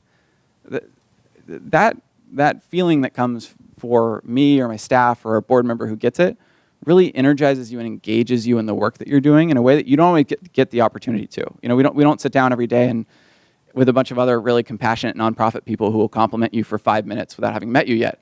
To the point where we can't come back and talk about it and circle up and do a presentation. That's something that you have few opportunities to get in the real world every day, and sharing these peer-to-peer fundraisers gives people the access to do. So I think I'm going to wrap it up for a couple questions. One over here, and then Leisha, I got you. Thank you. I'm not sure if it's possible, like with the Big Dog platform, but can we take matching funds and put them on a specific individual campaign? Is that possible, or is it just general? So matching funds are still just going to be a general pool that you have. So your campaign donations that are made to your nonprofit through a campaign are still going to count towards your normal pool of matching funds. But we don't have a separate system of having individual matching funds for your own campaign. This was something that we talked about last week, the possibility of you could make a pledge on your campaign and say, if I reach my goal of $1,000 of raising $1,000 through this campaign, then I myself will donate $1,000 to the organization. So that's one way if you want to kind of do a matching pool as an individual that you could potentially get around that. Yeah. I had a board member do that with $500. So they said, if I can get raised $500, I'm donating an extra $500, and their friends loved it. It's a way to connect. Leisha? Awesome. Last week, feels like last year, she shared that nothing is going to show up on any peer-to-peer fundraising page until May 2nd. So how do we, I'm thinking when you did this on this other platform, you were able to build momentum before the day, and funds were coming in and people could see donors, which kind of incentivizes more. So how do we take what you're saying and apply it to something that is 24 hours? Before you answer that question, I am going to clarify. I did speak with our web host. It is true that it is going to be at zero until the day of, because with the fact that we don't process those donations until the day of, it's something that's in product development right now, but not available at the moment. So if you want to take it away on how they can do that. I think that what we see is not people giving because they see you're at 90% of your goal, as much as they're again, it's like supporting that personal connection. So I share this, you know a little bit about 916 Inc., but we're friends, you know me, and you say, you know, I'll put $25 towards that, Justin. That's the driving factor for most of these donations. And then I think what it does give you, though, is it gives you this one huge push opportunity on the day of. So if someone donates 2 weeks beforehand on the 15th, and I've thanked them, and then I send an email out 2 weeks later, me personally for my page, and I say, we're 90% of the way to my goal. I'm so excited. Thank you all so much for donating. It's really terrific. If you know anybody else who might want to support, like, feel free to share my link. This is how you can do that. And here's another picture of one of the kids you all helped with your donation. I got until 12 p.m., 12 a.m. tonight to make this happen. I'm really excited. You just shift from thinking about it beforehand to capitalizing on the momentum of the day. Okay, so just to clarify, these are going to come in looking like scheduled donations, and there's going to be a category or a column that says Justin's donation is linked to Leisha's peer-to-peer fundraising page, yes? Yes. Excellent. So you in your reporting have the visibility of where donations are coming from, what page they go to. It's also super easy to take that, export it to your board member, your volunteer, your staff member, and say, here's the people who donated, congrats. And there's also going to be some visibility for them. So and I think we had one over here too. I'll get you guys next. Yeah, both the owner of the campaign and you will be notified that this scheduled donation was made on this person's fundraising campaign. So you both you and the donor will get that information. Yeah, you get real-time emails. Sorry. Hi, could you share how you set up your leaderboard and how you share that with everybody? Just an Excel spreadsheet. Just like I call it like a stoplight tracker, but it's just like names. I would just move names up and down as it changed, and I would have like a number of donations column, amount raised column, and I would just stack rank them so that you had the person on the top and then this person in second, and then I would put like usually red felt too aggressive, so I put like green for all the people that were doing like the top three, and then yellow for the people underneath, and then depending on how you feel with the folks that you're communicating to, you could list all the people that are at zero at the bottom without calling them out, and it's just a little subliminal nudge. But we're all compassionate nonprofit folks, so just however that feels to you, don't force it. One question back here, and then I'll get you there, and then I'll see you. Hello, Alexa from Kids First. So you mentioned avoiding double dipping when it comes to reaching out to donors. So I was wondering if you had any practical application tips on how to avoid doing that. Like starting off by saying, hey, this is what we're going to be doing. Like if we're talking to board members, for example, this is who we're reaching out to. Make sure to talk to each other if you are participating in this. And like keeping track of who's talking to who. Yeah, so it's don't over solicit your best donors, your common donors, that kind of thing. I almost took that out of my slides, and the reason is because I don't think it's actually a huge problem. It's something to be conscious of. There may be a couple people that you really should think through it about, depending on your organization, but it's different people reaching out, and they're reaching out as friends.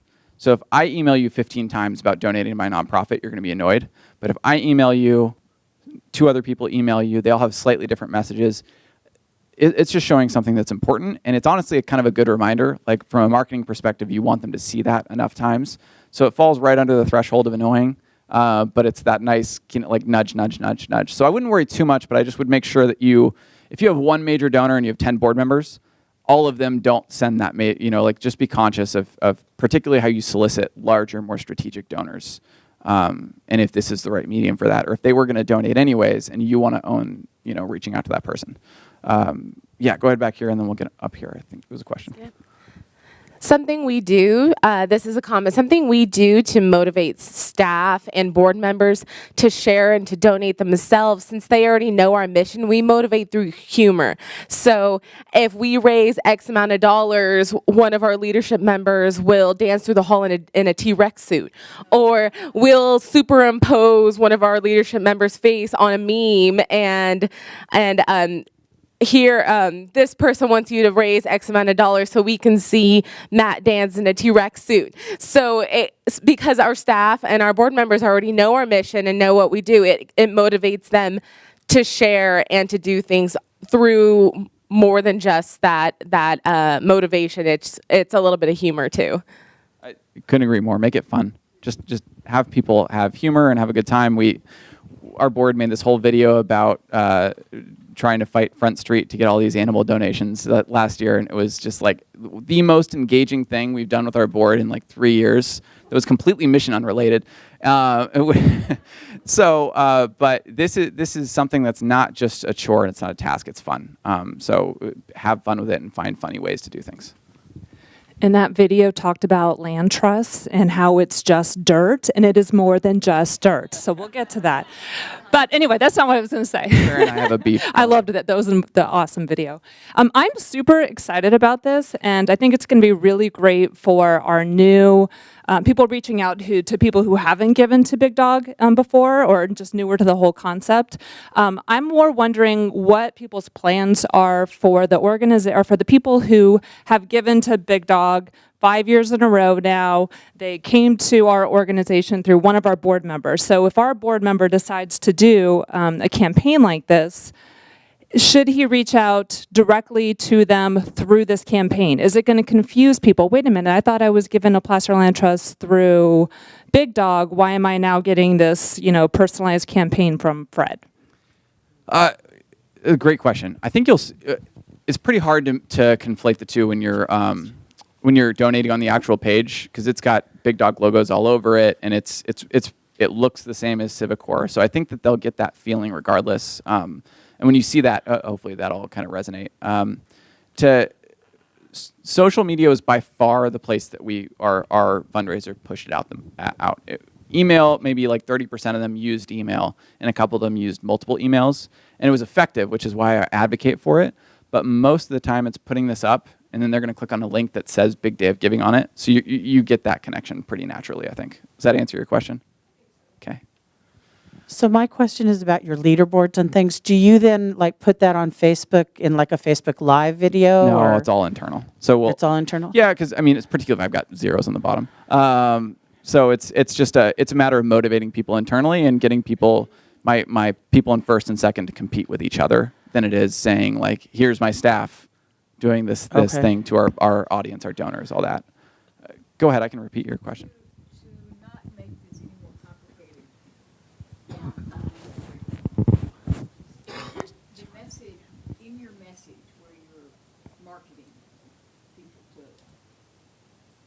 Mm-hmm. Do you include in that the imprinting of the importance of the date? In other words, I'm still kind of awkward about making sure that I do that right. I'm not sure how to do this yet. In terms of, I know we need to be asking. I know my message is pretty simple. Yeah. Give and the dogs don't die. And what you give goes to the dogs because we're all volunteers. So it's a simple message, and the people that care about it are kind and generous. But I'm having a hard time figuring out if I'm confusing the message at the same time of making sure they know it has to be donated X way at X date. Yeah, so the question is basically how how are you incorporating the deadline of the big day of giving? Are you communicating that, or are you more talking about mission? Like, how does that fall? And that's a marketing piece. I would tell you that in our case, and I'd ask some of the other mentors in the room, we're putting that deadline or that sense of urgency in pretty much every single piece of communication. So it's here's part of our mission. Yeah, here's part of our mission. Here's an image. We're trying to raise this by this day. You know, by May 3rd, we're trying to raise this much money. Can you help? Will you support a story? So it's I think I would recommend putting the deadline into all your communication. Just naturally, it's part of it. You always got May 3rd in the corner of the image. You just that date and driving this big day of giving. You know, and then as you get closer, like we've got 5 days left. We did this whole countdown: 4 days left, 3 days left, 2 days left in our social media. It's just I think you want to talk about that deadline a lot. So, and then I think we're probably a little over time, Lavelle, so we're going to make this the last question, but I'm happy to answer questions afterwards. So last week, my boss, the executive director of First Step Communities, decided to post a picture of a tapeworm up close and personal on his Facebook. So I'm wondering, should we create some kind of social media 101 risk management presentation to prevent him from doing something like that and then asking for donations from his peers? It's an interesting question. It's a good one to end on.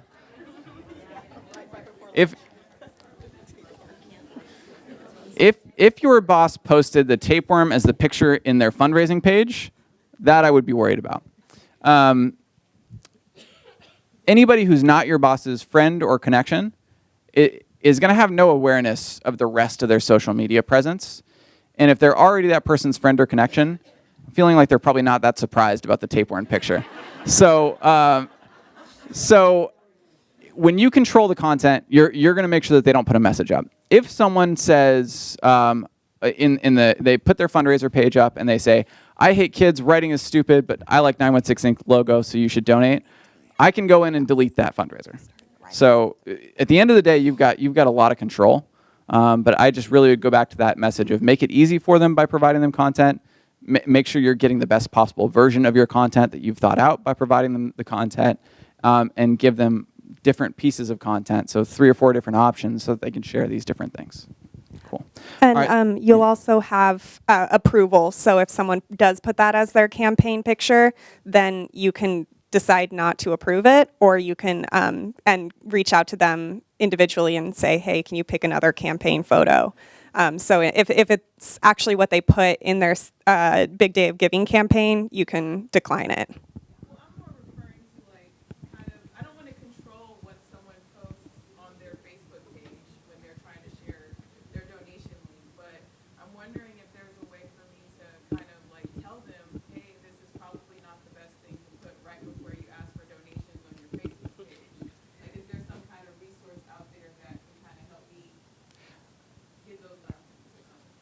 Yeah, I think that's it's a slightly different context, but actually I have a couple ideas, so I could tell you offline. So I'm going to be here for a little bit. Happy to answer questions. Your mentors all know more than me. I've only been doing this for 2 years and happen to be successful with this because it's a really powerful platform. It works well whether you know what you're doing or you don't, which is why I advocate for it. So with that, I've held you guys from lunch. Thank you so much, and I think Lavelle will send us off. Yeah. So here's our lunch break. We wanted to give you enough time to get out and find lunch and be back here by 12:30. We are going to start sharp at 12:30. So please, we have some eateries that are nearby that we have called out for you, but feel free to use your apps to find a great lunch location around them. There's plenty of eateries around, so be back here at 12:30. I have this thing against microphones. I like to talk with my hands and I like to move around, and so it feels too stuffy for me. I used to be a camp director, so I like to be animated when I talk. So I'm with Placer Land Trust, and if you're not familiar with what Placer Land Trust does, we protect natural and agricultural lands in Placer County, and that is because I want my kids and my kids' kids to have the chance to experience some of the special places that we all like to visit. I want them to be able to get out and hike. I want them to experience science, hands-on science, and see how it all comes to life in the natural world. I want them to benefit from a lot of our locally grown food.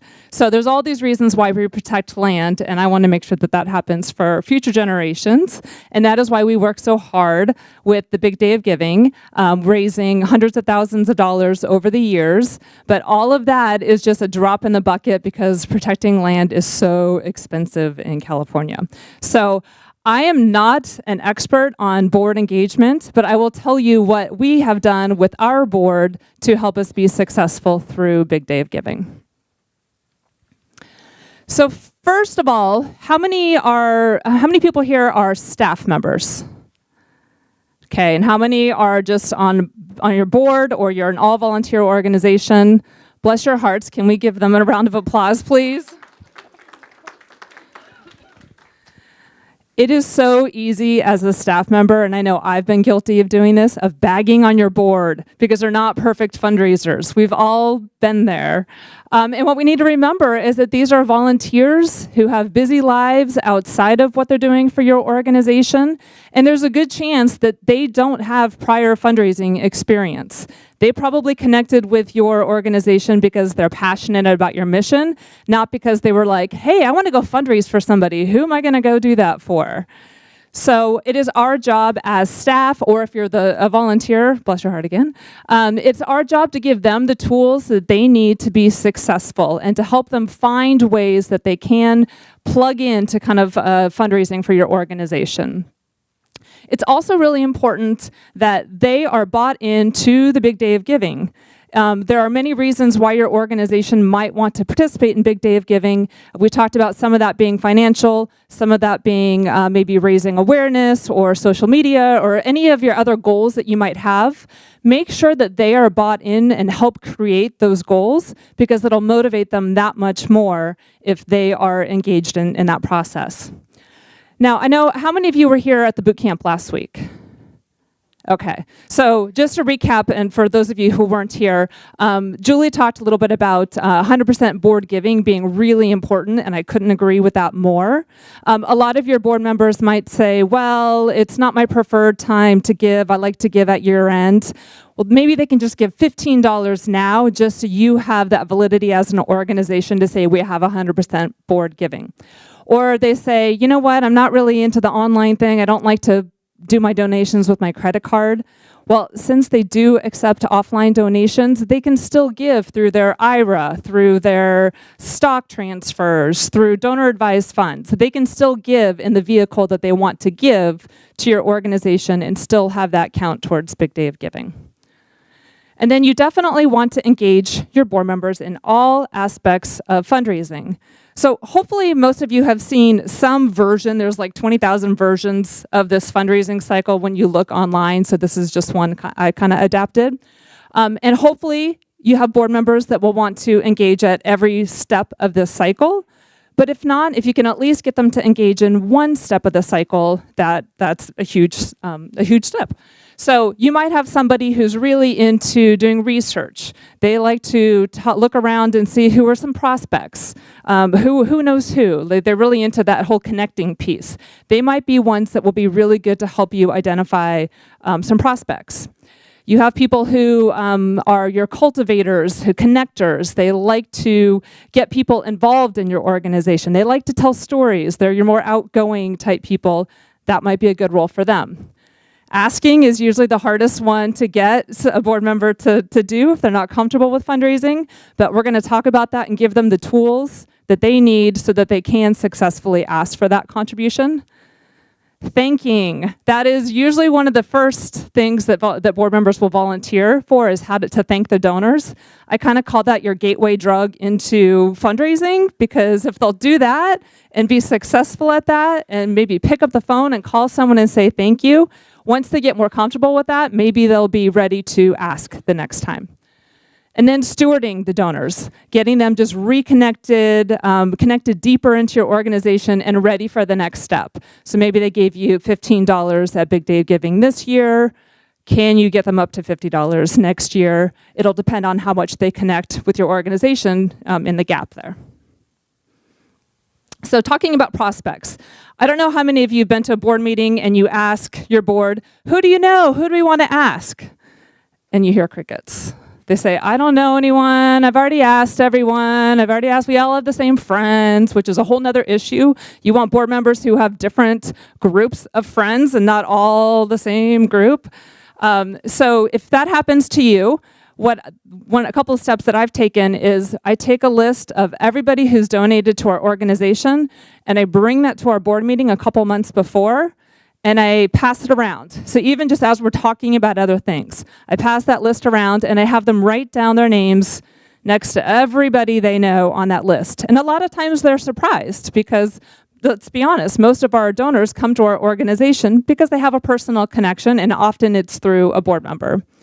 And then if you have multiple board members who are all connected to the same person, then I dig deeper into that later and I find out who has the best connection, because it's all about the right person making the ask, right? So who has the deepest connection with that prospect and would be the best person to ask them for that contribution.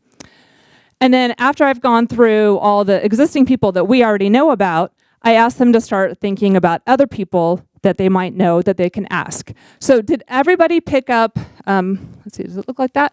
Did everyone pick up that worksheet on the way in? Okay, so we're gonna spend a few minutes actually doing this right now, because you probably do the same thing that your board members do and you say, I don't know, I've already asked everybody. So I want you guys to take a few minutes, take a look at the handout, and you can think in terms of individuals, you can think in terms of groups, you can think in terms of businesses. We won't talk too much about businesses because that'll be discussed in the next section. But take a few minutes and write down people in each of these categories that you think might have some level of interest in your organization. Okay, well, I hate to interrupt because I still see a lot of heads down. You're still furiously writing away names. How many of you were surprised of how many names came up that maybe you wouldn't have thought about otherwise? No one came up with anybody new? Okay. Well, hopefully your board members will be surprised. And you want to make sure that when you're done with this, like I usually do this at a board meeting, I'll do it with new board members as they come on. But then even like every couple years, maybe I'll just bring it back every other year, because new people come into your life all the time. So you want to make sure that you get this back from your board members, because you're going to want this list of names because they will file it away and they will forget. So I usually make a copy of it and I scan it and I email it back to them so that they have a copy and then I have a copy on file. And we'll get back to what you do with those names a little bit later. Okay, so after you have the names of people that you might want to ask for gifts for Big Day of Giving, it's time to cultivate them and connect them with your organization. And you can do that in a whole variety of ways. And we tend to really kind of amp up our opportunities prior to Big Day of Giving. So we're a land trust. One of the things that we like to do is lead hikes. And we think getting feet on the ground is one of the best ways for people to fall in love with the land and want to do something to protect it. So we'll increase the number of hikes. We'll do those open to the public, and we'll do special invitation groups for private groups. You maybe have some kind of organization where you do performances. That might be a great way for board members to invite some prospects and possible donors to those performances. Maybe you have a board member who has a nice house and is willing to host a house party where you can invite multiple board members, prospects. They can come to the house, you have a staff person there, you do a video presentation, you do a testimonial, you do something to inspire the work of your mission to that new group of prospects. Or you can just, if somebody might have a Rotary group, maybe they can see if they can speak at their Rotary group or their church group or any other speaking opportunities that might be a way of getting your mission out there. So in getting your board members to talk about your mission, you want to give them the tools to make sure that they are hitting on the key message points that you want them to hit on. So one of the ways that we do that is through giving them annual talking points. So each year I'll create a list and I'll talk to other staff members in creating this list. What are some of the things that we accomplished in 2018? What did we accomplish specifically using donor funds? What was the impact that our donors helped to make over the past year? Then we start talking about what do we have coming up? What do we need funding for? What are the key projects that we're excited about? What are we going to accomplish in 2019? And so I have that list that I give out to board members and volunteers and staff members as well. So when somebody says, hey, you know, what's going on at Placer Land Trust? They actually have some possible answers that are the things that we want them to talk about. The other thing we do is we help them develop their own story. So that was another one of the handouts there. We won't go into this because storytelling is actually one of the workshops that's happening, I think, next week, right, at the boot camp. But it's just a handout for them to fill out again at a board meeting to help them really think about why are they connected with us? Like what caused them to get involved in the first place? Why did they give? Why did they think other people should give? What are funny stories, like any good anecdotes that they want to be able to share with other prospects? Just help them really hone that story or their elevator pitch or whatever that will help them tell the work of your mission. And then the ask. So first, we want to tell them who to ask. And that's where those lists of names came into play. And somebody asked earlier, how do you make sure that you're not all asking the same people? So I take that list of prospects from our database that they put their names next to, and we've already talked about who's the best fit. And then I take a look at the list, their circle of influence there. And I add those names to our database with the board members' names connected to them. And again, if I see duplicates, we'll talk about who's the best fit. So those are the people that they are assigned to steward through this process. It doesn't mean that they're the first ones to do the ask. So I provide tools because what we do, one of our methods is that we will do a mailing out, a direct mail out to anybody who gave to Big Day of Giving the prior year. And then I give that copy of that letter to the board member. So they have the letter that went out.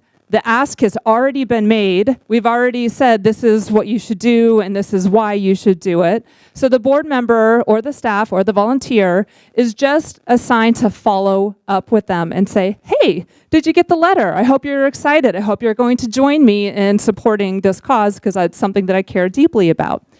So I do that through giving them, I spoon feed them everything, really. I give them template emails that they can just go in and change the name, change a few little things, and then they can forward it to their friends. We do phone scripts, and not necessarily like a script. I think a canned script sounds really cheesy, and I think our donors can see through that. But maybe, again, the talking points, like here are the things that you want to make sure that you're going to accomplish if you're going to follow up with this prospect over the phone. And then now I'm super excited about the peer-to-peer tool. I think that'll be another great way for them to be able to follow up with people that we've already asked. They're just following up with and giving that personal connection that maybe we can't do if I'm trying to go out to 800 people on my own. So they're going to help. Your job is to help them help you, essentially, right? And then you want to make sure you tell them when to ask. Well, what is your strategy? Are you really focusing on getting people to give as soon as the pre-scheduled donations come out on what date? Good job. Okay, so on April 15th. Or are you really waiting until the day of? You're all about May 2nd, and that's really the only time that you're asking. It's important for you to know that and for you to communicate that to the board members so they know when they should go out and ask. You also don't want them going out and following up if you haven't already sent out the letter. So make sure the letters go out, and then they're going to follow up afterwards, or whatever it fits for your organization. And then probably the most important thing is that they know how and where to give. So if they get a yes, you don't want them just silence going, what do I do? Like, you need to make sure, is it through the campaigner page? Is it through bigdayofgiving.org? Are you directing them to your website for some reason to redirect to Big Day of Giving? What do you want them to do, and how do they complete the task of giving, and how do you make it as easy for them as possible. Then after we get all those donations pouring in, we thank them. And there's different ways that you can do this. I know a lot of people will do thanking campaigns the day of. So that's something that we do is we assign our board members, or we ask them to volunteer for different slots to come in and thank our donors as donations are coming in real time on Big Day, and to also catch up anybody who had pre-scheduled their donation. So we have board members that prefer to do that from home, and I send them the names and the phone numbers, and they make the calls.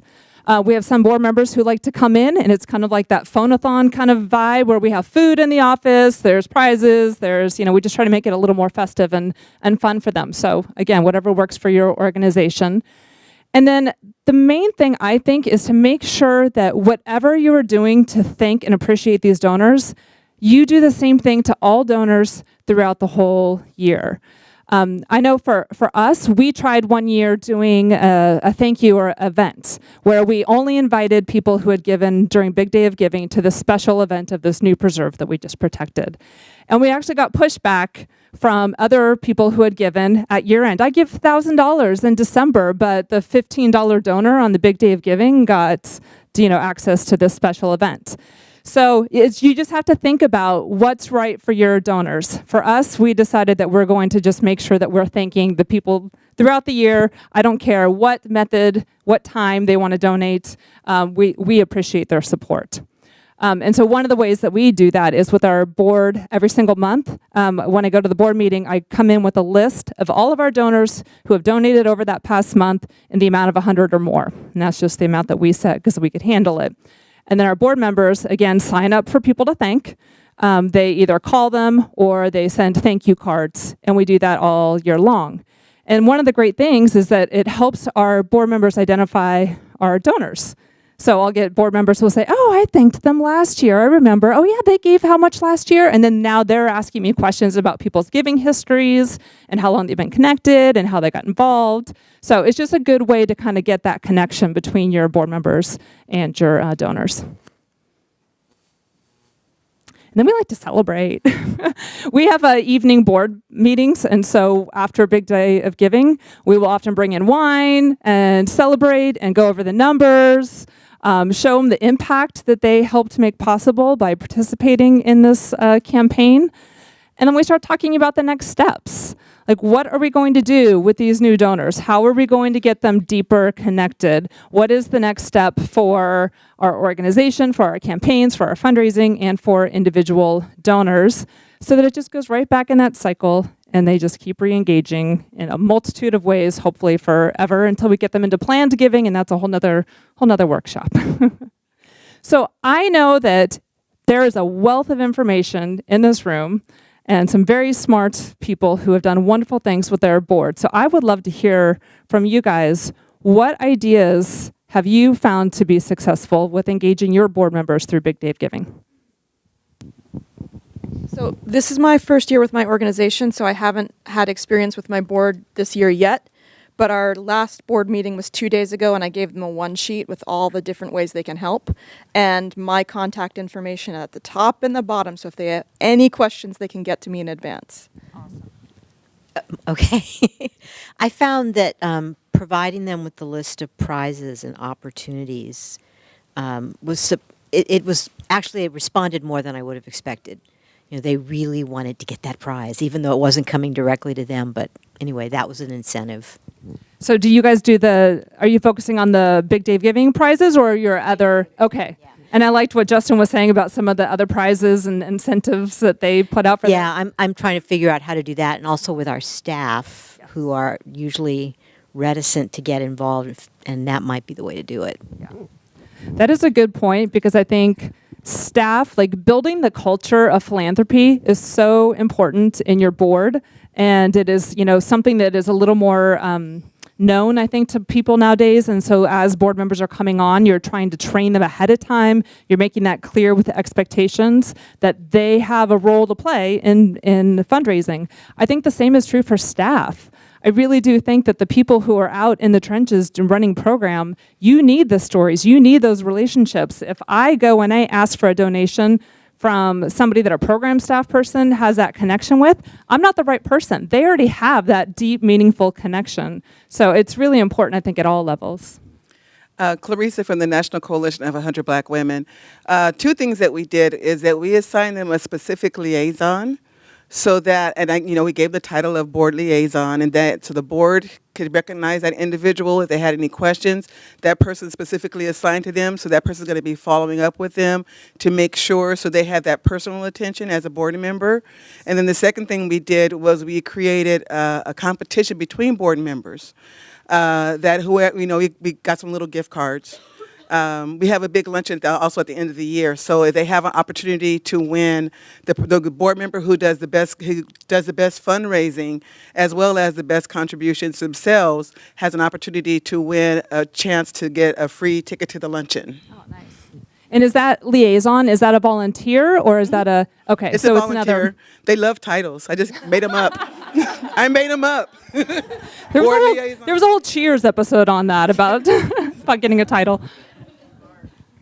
This is just something to consider, but Royal Caribbean offers incentives, and the cheapest is $688, and it's a cruise for 2 to Bahamas for 3 to 4 days.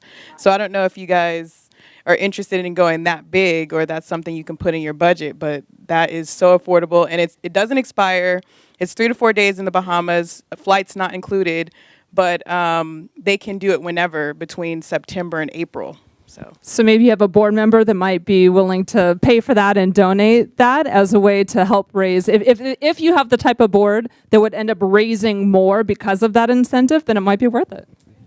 I'm Ann Nelson from the Assistance League of Sacramento, and I'm on the board. I'm Vice President of Resource Development, and one of the things that we're offering is we're encouraging members to form groups to do solicitation, and the highest number would win reserved seating at the end of the year luncheon. Oh, nice. So they don't have to fight for a table. Excellent. And did you say that they're doing solicitations as groups? Are they going together or is it individual? Okay. That's great. And that is great. A lot of times the buddy system works if they're a little bit nervous about going and doing like a face-to-face ask, if they can either take another volunteer or maybe have a staff person go with them to talk more about the nuts and bolts of your organization, and they can just talk more about why they support it and why they're passionate about it. Buddy systems, safety in numbers. Anyone else? It's always good to go right after lunch because there's very few questions. Yeah. Great. Well, thank you guys all. Good luck. All right, we have more trivia. Hope you guys have been paying attention. So I like to keep you guys guessing. So this is another guessing one, just for fun. So in 2018, what is one of the 5 most common donor names, first names? Raise your hand. Raise your hands. Yeah? No? No. Michael. Michael is one of them. It was Michael, David, Karen, Jennifer, and Susan. All righty. What is the resource where you can find the video recordings of boot camps? Yes. Remember, we're raising hands. Yes, the toolkit. Okay. Where can you find the marketing material for a big day of giving? Yeah, Emily.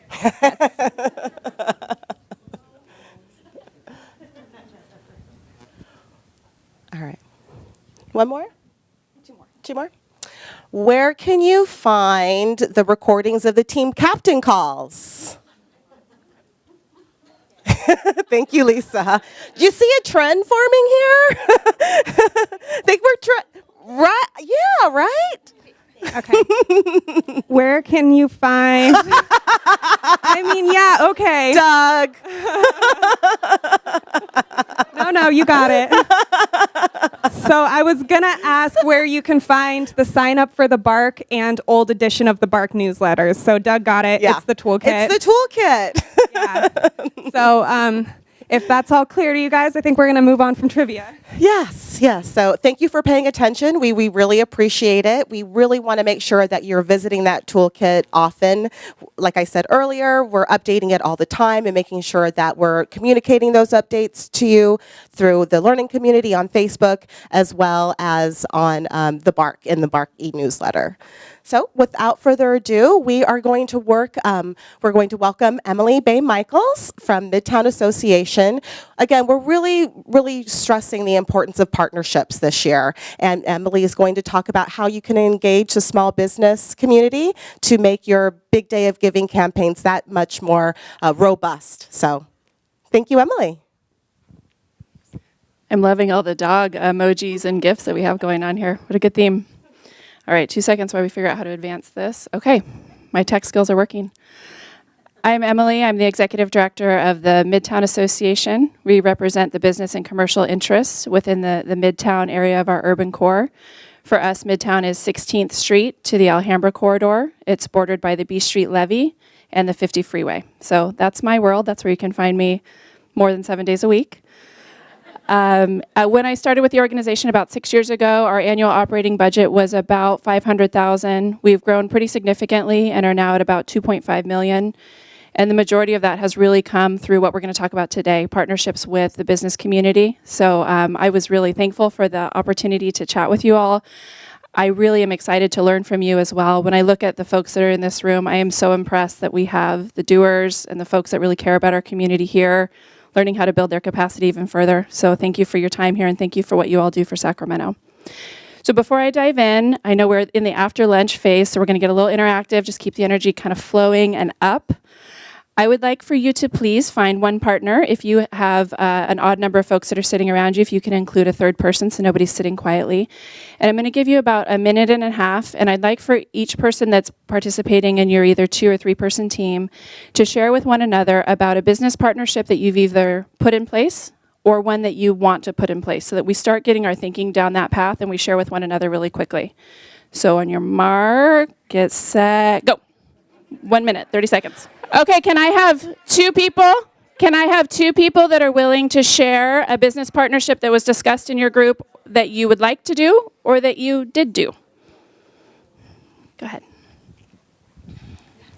We perform down in Fremont Park, Free Shakespeare in the Park, and one of the partnerships we are looking at building is with the businesses around the park, so that our audience members have maybe a little discount for showing their program, but also that our businesses have an engagement with us. They see us out there doing funny things in the park, and this will help us connect with them. So, is that Fremont Park in Midtown? Fremont Park in Midtown. You come talk to me. I will come talk to you. Oh my God, yes, I will come talk to you.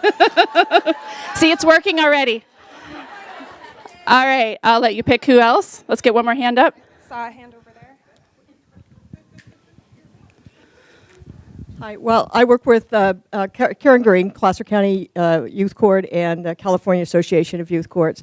So one of the partnerships that we're trying to create is with retailers. When kids commit juvenile crime, it's very often shoplifting. And one of the things that we want to encourage the retailers to do is to not let those kids go. So many of the retailers don't want to be bothered with sending the case to court because it takes time and effort on their part. So they simply tell the kid, well, you can't come back to our store, or don't do that again, kind of a slap on the wrist. And that really isn't much of an incentive for a kid to stop doing what they're doing. So we want to create partnerships where the retailers can refer those cases directly to their local youth court and have the case heard there by a jury of that young person's peers.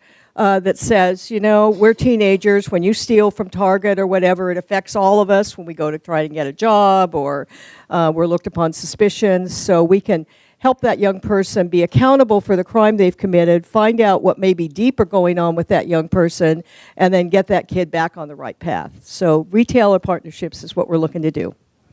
Awesome, thank you. Let's do a round of applause for our 2 volunteers.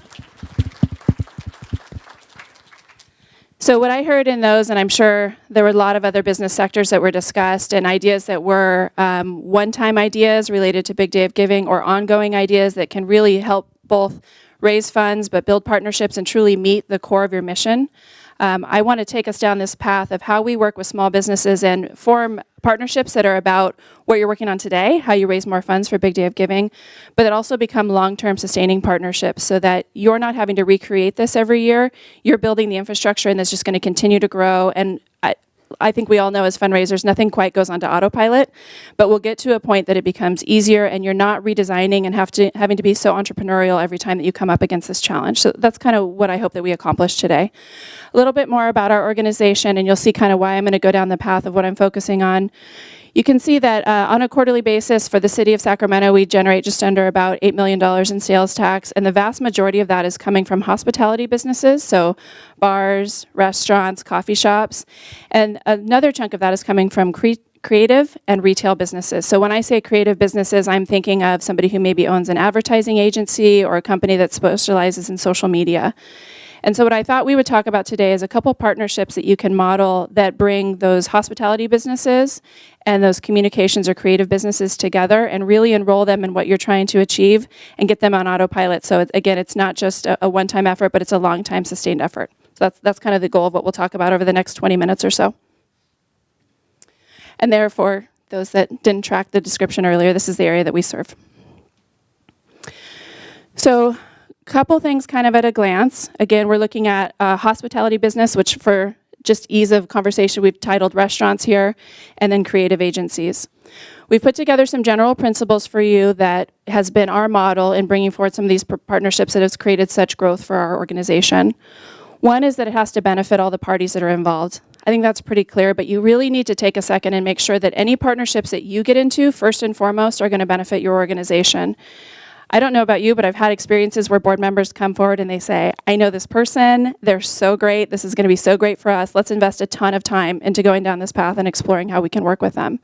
That's not truly going to be mutually beneficial for your organization. I was visiting with the fundraising folks over at Eschaton recently about a project we're working on with them, and they said they do not enter into a single activity that's going to generate less than $75,000 after covering their staff time. So I don't mean to say, like, let's be so esoteric that it doesn't matter if this campaign today generates $2,500 for your organization. If that's what's meaningful right now, that is the same as that $75,000 number.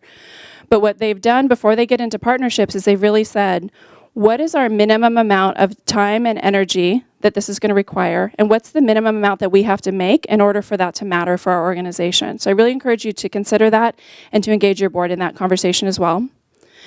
When you think about benefiting all parties, though, it also then, if we're using this example of partnering with a creative agency in a restaurant, it also needs to be beneficial to them.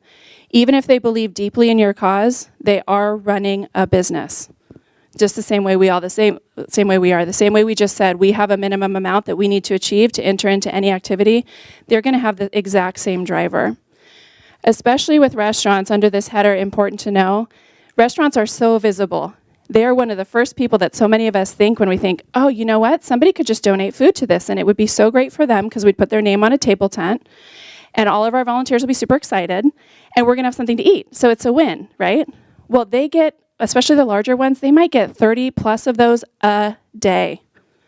Literally a day. Let that sink in. When you think about the service load that you all are carrying for the various constituencies that you serve, and the constant rub between having enough resources to meet that constituency, they're in the exact same position. And they don't enjoy saying no to you. That doesn't make them happy, but they, from a business model standpoint, have to consider what's going to matter for them. The second general principle you want to take a look at is that it's based on existing relationships. So back to that conversation about the board member that had the great idea and the great connection, that might be fabulous as long as it meets your that criteria one, that it meets your needs and all the parties involved. So just because a restaurant or a creative agency or any sort of partner that fits into your model is visible, if there's not an existing relationship, just like with any of our donors, it's going to be a cold call, and it's going to take a lot more energy and intention to put that partnership together. So think about, especially with restaurants, think about where you eat regularly. Think about where your board members eat regularly. Think about what is a restaurant that serves the clients that you also try to serve. Think about what you know about that bar or restaurant owner. What are they passionate about? The same thing will be true when we talk about the creative agencies. And then number 3, this is one of our rules in Midtown. Unless it's going to be creative and fun, we're not going to do it. One, because we don't want to spend our time as just people in our office on anything that's not fun to work on. But your donors are going to be so, just like all of us, are hit by so many messages through email newsletter, through social media, through however many texting things they're signed up for, through all the conversations they have in the day. So in order to stand out and to, again, make it worth your time, it really needs to be something that's dynamic, creative, and fun. And then the fourth is you really need to have clear goals and messages. So your goal might be that you need to raise $2,000 to achieve XYZ, and that is your clear goal. Your goal might be that you are going to make no less than $75,000 and it's going to sustain a program on an ongoing basis. But be really clear before you enter into a partnership what it is you're set out to achieve. It is not those partners' jobs to determine that for you. So just really make sure that you're the champion of what it is that you need to get out of that relationship. So going to a couple things to think about in working with restaurants, like we mentioned, they are consistently solicited by folks that want donations. Remember, restaurants as well have very high levels of staff turnover. There's consistent additional regulation that's being put upon small businesses and restaurants. So their margins are so much tighter than so many of us realize. The average restaurant is running on a 2 to 4% margin. So when you're buying that hamburger for $10, 2 to 3% of that at most is their profit on that particular item. So while they're probably going to be supportive, especially if it's an existing relationship of working with you, unless you can put a path forward that makes it so that there's not a huge cost to them in working with you, it's unlikely that it's going to be a win. What restaurants are not, and our restaurants say this to us so often. So within our 92 blocks, there's probably about 350 hospitality businesses that we are interacting with on a regular basis. What they tell us has not worked for them in past in working with nonprofit partners is the idea that they as the restaurant are going to go find new donors for you. So the partnership that maybe doesn't work looks like this. We're going to design a table tent. It's going to sit on the bar. We're just going to teach those bartenders how to talk about our nonprofit, and it's going to raise a ton of money. It's going to be so great. The bartenders are not motivated based on whether or not donations come into your nonprofit. They're motivated by upselling drinks so that they make tips and so they can sustain their own livelihood. At any restaurant, even smaller ones, there might be 30 to 40 people that are involved in running that bar. So educating all of them to carry your message is not going to be the solution. But what restaurants are, now that I've been kind of a downer on those ones, just a realist, right, is that they provide an incredible venue for celebration. And they are a place that's very visible that a lot of people come through. So if you found a restaurant that is in alignment with your mission, that can meet whatever it is that your clear objective is as a partner, that is cool and creative and fun to work with for what your messaging is, they're going to be a great venue to spread the word, raise awareness, and to be a place to bring celebration. And I heard our last speaker talking about how important it is to celebrate when you come to the end of fundraising campaign. It's been a big lift. And they provide that space. And once you're in that space, there's a whole lot of perks that you're going to find that they're willing to put your direction. From a creative agency standpoint, so again, creative agencies are folks that are creating social media, are doing graphic design, have ad agencies, potentially are photography. Creative can be a very broad category, especially for us in Midtown. What they're going to want from you is really clear objectives. So when you go see them, you can't say, we'd like to do a fundraising campaign. We're not quite sure what we want to do with it. Can you help us create that? That's not what they're going to do for you. They're not going to write your strategy. Your donor strategy has to come from agreement between the staff and the board that are at your nonprofit. They are also not going to be the one that decide how much money is reasonable for you to raise or what sort of assets. So assets are like what design items you need, what sort of assets you need to run that campaign. But what they will do is once you give them that clear direction, they are going to create such beautiful campaign pieces for you to splash everywhere that you are going to look so polished and mature beyond whatever it is that you're envisioning, because that's what they're great at. They're great at putting lipstick on things. They also bulk buy media, especially if you're looking at like working with a traditional marketing or creative agency. They bulk buy media for their clients.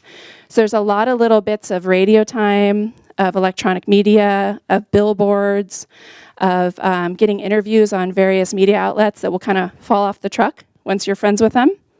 So it's important to think about as you're coming to them and saying what your clear objectives are. It's also important to say, here's who we want to reach, because they'll help you figure out how to do that, and they might have some paths forward to you that are either really low cost or that they're willing to donate to be part of your campaign.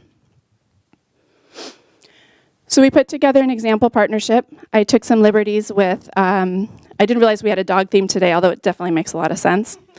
with a couple of our partners, and then a fake nonprofit that we're going to call Skating Puppies. So the three folks that we're kind of playing with here is Cannon, which is a new restaurant in East Sacramento. Has anybody been to Cannon before? There's one. Okay, well, it looks like you have a new restaurant to try out. So Cannon is a restaurant that seats about 150 people. It is fairly high-end, but they have a great dog-friendly patio. Their owner adores dogs. He also has two sons who are just school age and are very, very, very, his whole family is very, very motivated by the arts. So that's kind of what we know about him as our restaurant partner, okay? Has anybody worked with Honey Agency as a creative agency? Yes, awesome. Aren't they wonderful? Yeah. Honey Agency is a creative agency that's located in Midtown. Honey Agency does Cannon's design already, and you can know that pretty quickly by looking at any of your restaurant partners' social media and kind of fishing through who they're tagging. They also love dogs. Everybody in their agency has a dog. They post them oftentimes on their social media, so you can kind of start to see the trend that's coming through for those two organizations. And then we as a group will be the executive director of Skating Puppies. And our goal is to bring puppies that skate to underserved schools, to have fun, exciting conversations about how to work with animals, okay? We kind of committed to that vision? Yeah, okay. So going back to what those four key pieces were about what is important to a partnership. So the first thing is what benefits all the parties. So sorry. I think I'm like starting to kind of go through some sort of puberty or some sort of cold. I'm not really sure what's going on, but all week this has been happening. So the benefit to all the parties. For Cannon, they want customers. For us, we want to raise money. And for Honey Agency, they have, let's say they've had some great success, they have a little bit of extra time that's already funded, and they really want to retain their talented designers, and so they want to highlight the dogs of their designers, okay? So it's a simplistic version, but this is kind of looking at how you align all of those folks' interests. There's an existing relationship between the various parties, and our goal is to result in something really fun. So a pop-up event at Cannon that we're all going to go to, and there's going to be maybe skating dogs on their dog-friendly patio, which allows them to market that to their customers. And our campaign goal is to raise $10,000 for a new van. We were picturing kind of like a Scooby-Doo van as like our image here when we were writing this presentation, for a new van to drive the puppies to the various schools. So that's our goal. So when our hope is that we end with a pop-up event where the van is parked out front Cannon, and Cannon gets to highlight that they've been a part of that. Everybody tracking on this so far? Yep, okay. So we put together some examples, and I'll be honest, this is based really closely on another exact partnership that was put together with different partners, but resulted in almost the same details on what was agreed upon. So Cannon provides the venue for our celebration at no charge. They also agree that for every drink that's sold, $1 comes back to Skating Puppies. Honey Agency has already designed some napkins for us that are now sitting at the bar, not the table tents that we're requiring the bartenders to be educated on, but just a presence in the space to start building a little awareness with the customers. We sat down with Honey Agency and we said our goal is $10,000. We want exactly these assets. We want letterhead, we want a cool thing for social media, we need a video of puppies skating, and we need a mock-up of our van. They've created those things for us. They're wonderful, and we're starting to populate them into Cannon's messaging. So their social media on the day of Big Day of Giving has a Scooby-Doo van driving through it and is attracting the attention of their customers. Leading up to the Big Day of Giving, if anybody go to Cannon but also have the tots, they're really, really good. So their special disco skate tots are now sold after 10 p.m., and there's a huge amount of those proceeds that leading up to the Big Day of Giving come to our organization, and that gives them something to promote on their social media to build some awareness. From Honey Agency's side, they've created brand assets for us. They had the opportunity to have all their staff draw an image of their dog and roller skates that fit their personality. Like maybe your dog's a rollerblader or like a four-skater, I don't know, unicycle, we're not sure. But they've had the opportunity to retain their staff and do a fun activity that was creative and dynamic.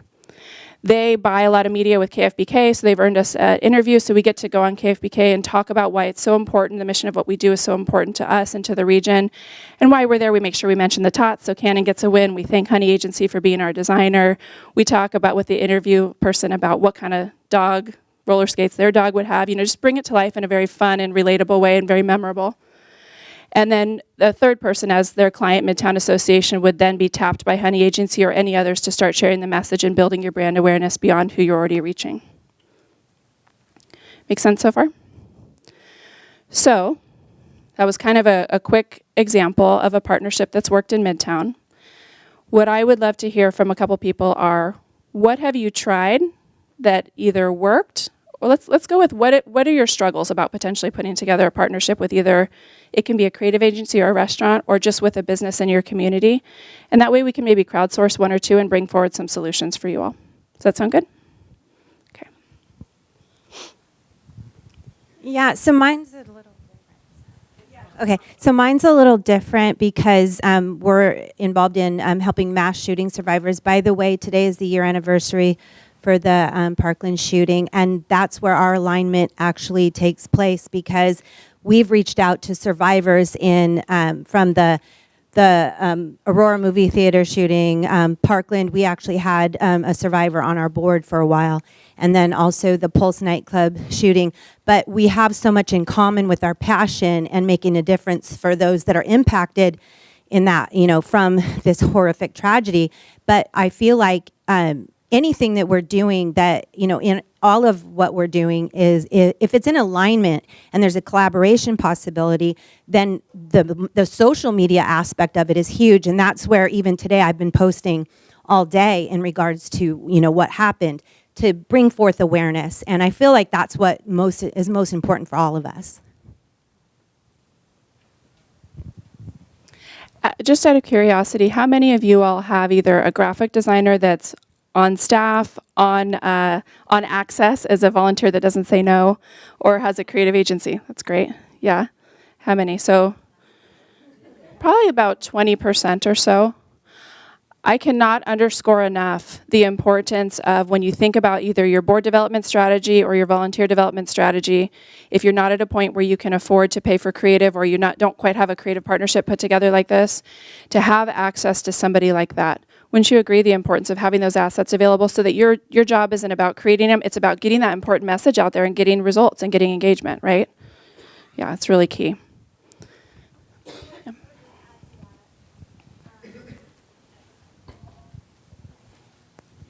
I would just add to that, if it's on, that you do need to give the creative person direction, and they can't think for your organization because they're already donating their time, or usually doing a low cost. So it's important to know what you want and kind of visually, color schemes, whatever, and then let them use their creative genius. Yeah, absolutely. It's it's that idea of you're asking them to build the airplane while you're asking them to fly it at the same time. You have to at least say, our mission is this. We're open to a couple colors that are in this range, and at a minimum, we need these 2 or 3 things that we're going to use, and we're going to use them in this way. If you go to an agency and they're incredibly sophisticated and they give you a bunch of brand assets that don't matter to you at all, again, it's still going back to that initial principle. It's not a win for all parties. It's not a win for them because they spent a lot of time on it. It's not a win for you because you're stuck with something that doesn't help you at all. So just be really honest about what it is that you need from them. Are you at a point where you just need your newsletter template to just read easily on everybody's phone when they read it? Great, ask for that. Are you a little bit unsure how to enter into having a really dynamic Instagram presence? Well, ask them to help you with that. But you can't just say, we want to do marketing. We want to do communications. We want to fundraise. Cool, we all don't want that. But what is different about what it is that you're doing? And if you don't know how to answer that question about what's different about what it is that you're doing, that's fine. So what you actually need to think about is, how as a group are you going to define your brand strategy? And there's a ton of incredible facilitators. I'm sure the foundation has a ton they could recommend that can help you do a quick couple-hour session and get to that answer so that you can give that important direction. So thank you. That's a really meaningful comment. What else? I'm going to just share my microphone up here. She was running up to Speaking of running, I'm here with Girls on the Run. And it's not just about the running, in case you're wondering. It's more like life coaching for kids, and we use running as a vehicle for that. So one of my questions, I'm new on the board, and I want to work with small businesses. So I'm trying to think of like what would make it beneficial for a small business to say, sponsor our 5K. Like they get their name on our T-shirt, they can have a booth at our run. Are those compelling things for a small business? Okay, what else could make it compelling for a small business to be like, I would totally do that? I'm sure there's as many people in this room with all the fundraising experience, there's an answer for each one of us. So I'm going to give you my version of it, and maybe we'll see if any other great ones come up from the crowd. What I would say is that if you're designing it without having considered who that sponsor is and asking them to co-design it with you, then you're kind of starting down your own path as opposed to starting down a joint path together. So for example, even in this presentation, I've got an email open with Megan from Honey Agency, Clay from Canon, and I'm saying, listen, I want to splay this up in front of a bunch of folks that are doing awesome work in Sacramento. What do you think are some of the biggest barriers to being a restaurant partner to nonprofits? And they tell me that. And I say, what are some of the biggest things as a creative agency that you need from nonprofits who you want to help so you can be effective? And they come up with some of that. And so then we continue down a conversation of what I think is reasonable from a nonprofit standpoint, but we ask them at the very beginning. So if you don't have a couple of small businesses that you're thinking about asking to be your sponsor in the room when you're designing those packages, then you're not going to be as successful as when you have them in the room. As an example, we have started a C3 arm of our organization that is focusing on how we enhance some of the parks in Midtown, Fremont Park. We also have, totally separate from us, we have Lindsay from Sutter's Fort in the back as well, one of our Midtown parks. And as we're designing our fundraiser, which is going to be a mini golf tournament, we have had the folks that we think are going to host our mini golf holes and who are going to be our potential candidates for title sponsors in the room telling us if our ideas are on point or not. Because if we get really in love with our ideas and then we go try to sell it to them and then we're surprised that our event doesn't succeed, we really haven't achieved what we've set out to do. The other thing I would say is that we all are in some ways competing for the same funds in Sacramento. You know, I think we can identify some of the challenges of not having a huge corporate culture here, you know, on and on. Today's not about the challenges, today's about how we get to the win. But it's important that as your organization is developing, that some of those folks who are going to be your funders are not just out here as your funders. They are in there, they are rolling up their sleeves with you, because then you're going to know that you're pointing down the direction that they're going to be a partner in the long run. So yeah, that's a summary of what I would say. Yeah. Yeah, hi. Hi. I wanted to add to that. That's really good insight. Also, some businesses might, from my experience, they might not be a good fit for sponsorship. So you look at other ways you can, you know, collaborate. And sometimes that comes in services, like trading services or, you know. So I met a jiu-jitsu, owner of a jiu-jitsu studio a few months ago. And we both expressed interest in collaborating somehow. And we kind of came up with, well, he can, you know, offer some self-defense classes because we serve families, you know, parents and children. So that would be a good way. You know, we have a program, a summer camp for girl leaders empowerment. So he's going to come and give a little class, and we're finding other ways to incorporate that. And it got to the point where he actually invited us. He got a spot on Good Day Sacramento to showcase his studio, and he invited us to come. So, I mean, it's good for us because we get exposure, but it's, I mean, let's be real. It's also good for businesses to be like, hey, look at this nonprofit that we work with. Aren't we great? So that's definitely another way to approach it. That's awesome. What's great too is it's kind of like when you have that small business in as part of your service delivery strategy, is it's kind of like when you have guests at your house. You start by cooking before they come, and you sort of have tried to make everything look beautiful. But at the end, after you have some food, everybody ends up in the kitchen doing the dishes together, right? So as soon as you have somebody who is maybe like an outside small business that you want to cultivate, if you accept whatever it is that they have to give, whether it's feedback in the initial process, whether it's helping with service delivery at a reduced or no charge, they start to quickly see why what you're doing is important, and they want to roll up their sleeves right alongside you. And you might not even have to ask for some of those gifts because they just see what needs to happen and they step in, which is kind of like the ideal donor relationship, right? Mm-hmm.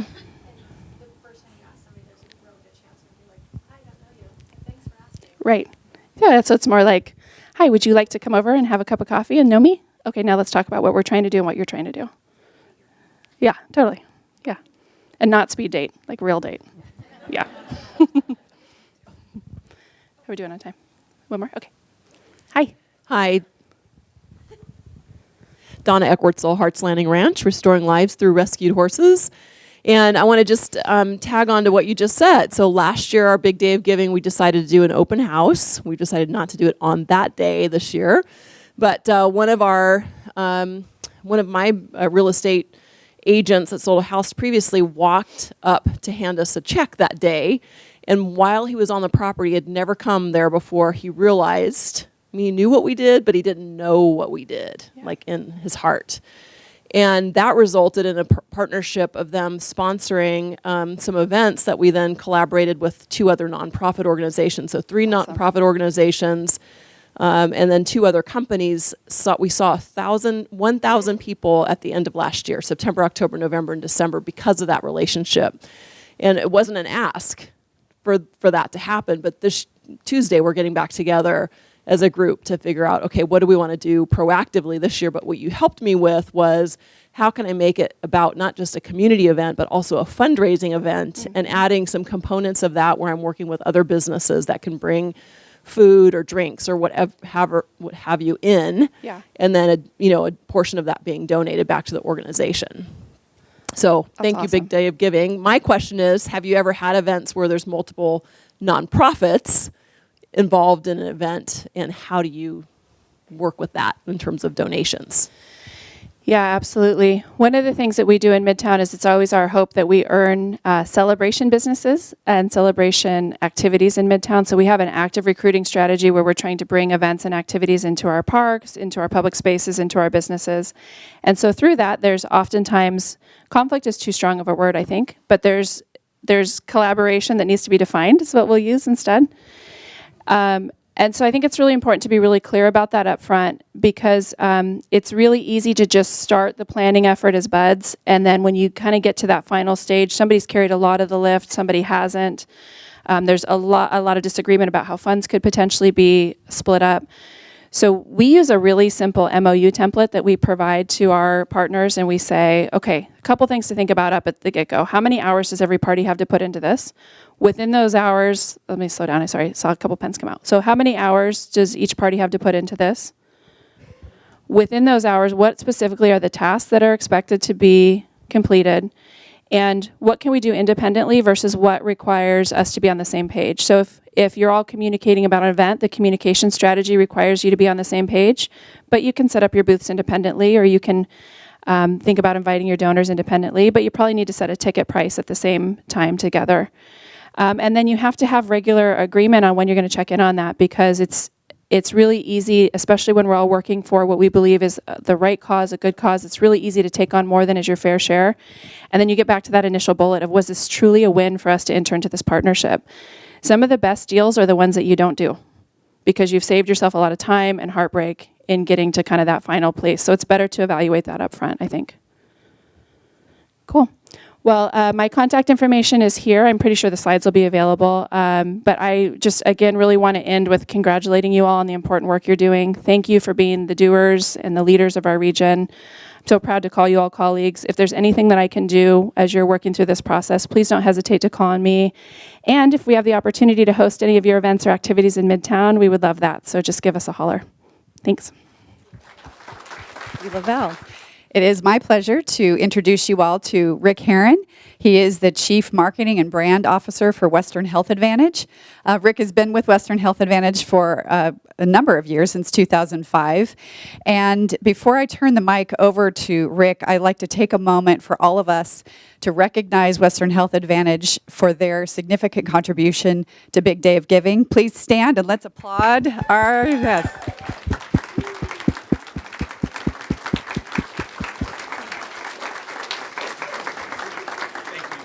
And with that, here you go, Rick. That was unnecessary. Thank you. So I've got a couple reactions to Kara and Emily. They did a fabulous job. So I'm going to get to a couple things based on those comments. I also have a secret that I've been dying to tell somebody for like 20-something years.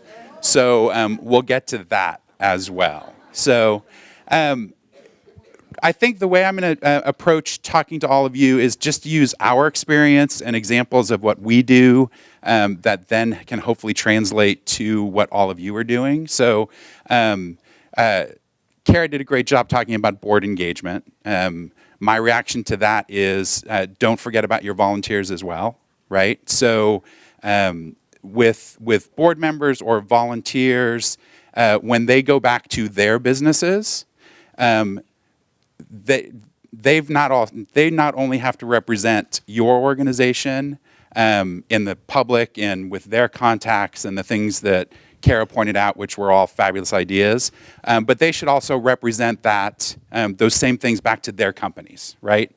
So it is very hard as a community relations person to say no to a staff person asking, right?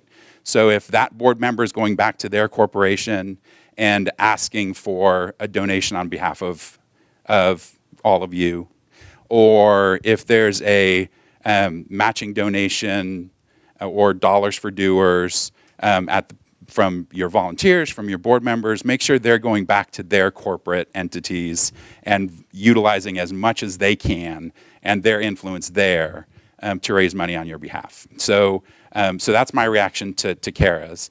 My reaction to Emily is the example up there that for Canon is a fabulous, wonderful idea that's going to raise a ton of money. It's really hard to pull off, right? So you need the commitment of the small business or the restaurant. You need the commitment of your creative agency. At the corporate level, I would love to do one of those types of things for each and every one of you. You just can't, right? Even pulling off one of those at a corporate level is really, really tough. So my example is we've had our president, Gary Mizell, involved in the American Heart Association for quite a few years. We made a commitment to help him raise funds for American Heart. And that's a huge undertaking that we get a ton of support from the folks at the Heart Association. But that level of commitment that Canon gave to that fundraiser, I'm only able to do, and a big corporation is able to do once or twice a year. So that's much easier to pull off when you've got a marketing department at a restaurant or you've got folks trying to drive business. And the reason why is for that small business, they're in it to increase their market share, increase their revenue. One of the things was $1 donation for every drink sold. Well, the rest of that funds is going to their business, right? So, and that kind of leads to my next comment, and I'm getting to the secret at some point. When I started in community relations, literally as a college intern in 1988, it was sacrosanct to say anything about using a community donation to better your business, right? And if all of you that have been around long enough, it was either there was a bright yellow, white, neon green line that said, here's a charitable donation and a 501c4, C3 donation to an organization, and we want nothing in return. And that big, bright line, and then you had the marketing department. And the marketing department trying to stay in business, trying to sell their business, right? And marketing and sales. Well, fortunately for all of you, over the past 20 years, right, that line's gone away a lot. So all of you have the opportunity to, go into organizations, go into corporate organizations and say, hey, what do you need out of this, right? Do you need to make that purely charitable donation? Or can we help you raise revenue? Because the more successful you are, then maybe the more money you can give to us, right? So know that going into your corporate relationships, that what is that organization trying to accomplish? Are they just trying to raise fund or build their business, or do they have some portion of their budget that is a donation? That's just a pure donation. And there's a lot of us that have both, right? So my observation or my thinking going into requests is balancing all of that. Is how much do I have for purely grant making? How much am I using an opportunity to outreach and try to build business? And how much is purely just trying to raise more revenue, right? In our case, as a local health plan, I don't have to worry about purely sales, but how can we use outreach as a way to make our organization more successful. And as the more successful our organization is, the more money I might have to give away on a grant process, right? So, and I'll use the example of Big Day of Giving. So I would be thrilled if we could make, if Western Health Advantage could make X number of donations to each and every one of you, right? We can't. But how can I use a donation, and our investment in Big Day of Giving, I could have broken up in $50 increments to each of you, right? But how can I use our charitable giving to build the Western Health Advantage business, right? So 20 years ago, I couldn't have this conversation anywhere, but today I can say, hey, we made a donation to the Region Foundation and Big Day of Giving because we want to make sure that these 600 nonprofit organizations that are trying to look to raise funds are more successful. They're getting a chance to get the trainings and see the visibility of Big Day and raise more money. And as Western Health Advantage helping enable that, when all of you are really successful and you're thinking about employee benefits for your employees and for yourself, we're a great option for nonprofits, right? We've got a great price point. We've got local business. We're a nonprofit ourselves. So how can we enable Big Day of Giving to make all of you successful? And as you become more successful, there's hopefully an opportunity that your health benefits come back through Western Health Advantage, right? So that's an example that's the equation for us to make that it was a charitable donation, but there is some outreach available that ultimately, hopefully, we're more successful because the more success our sales department has and more revenue, I've got more money to give away, right? And whether it be for more outreach or for flat out grant making, which we have as well. So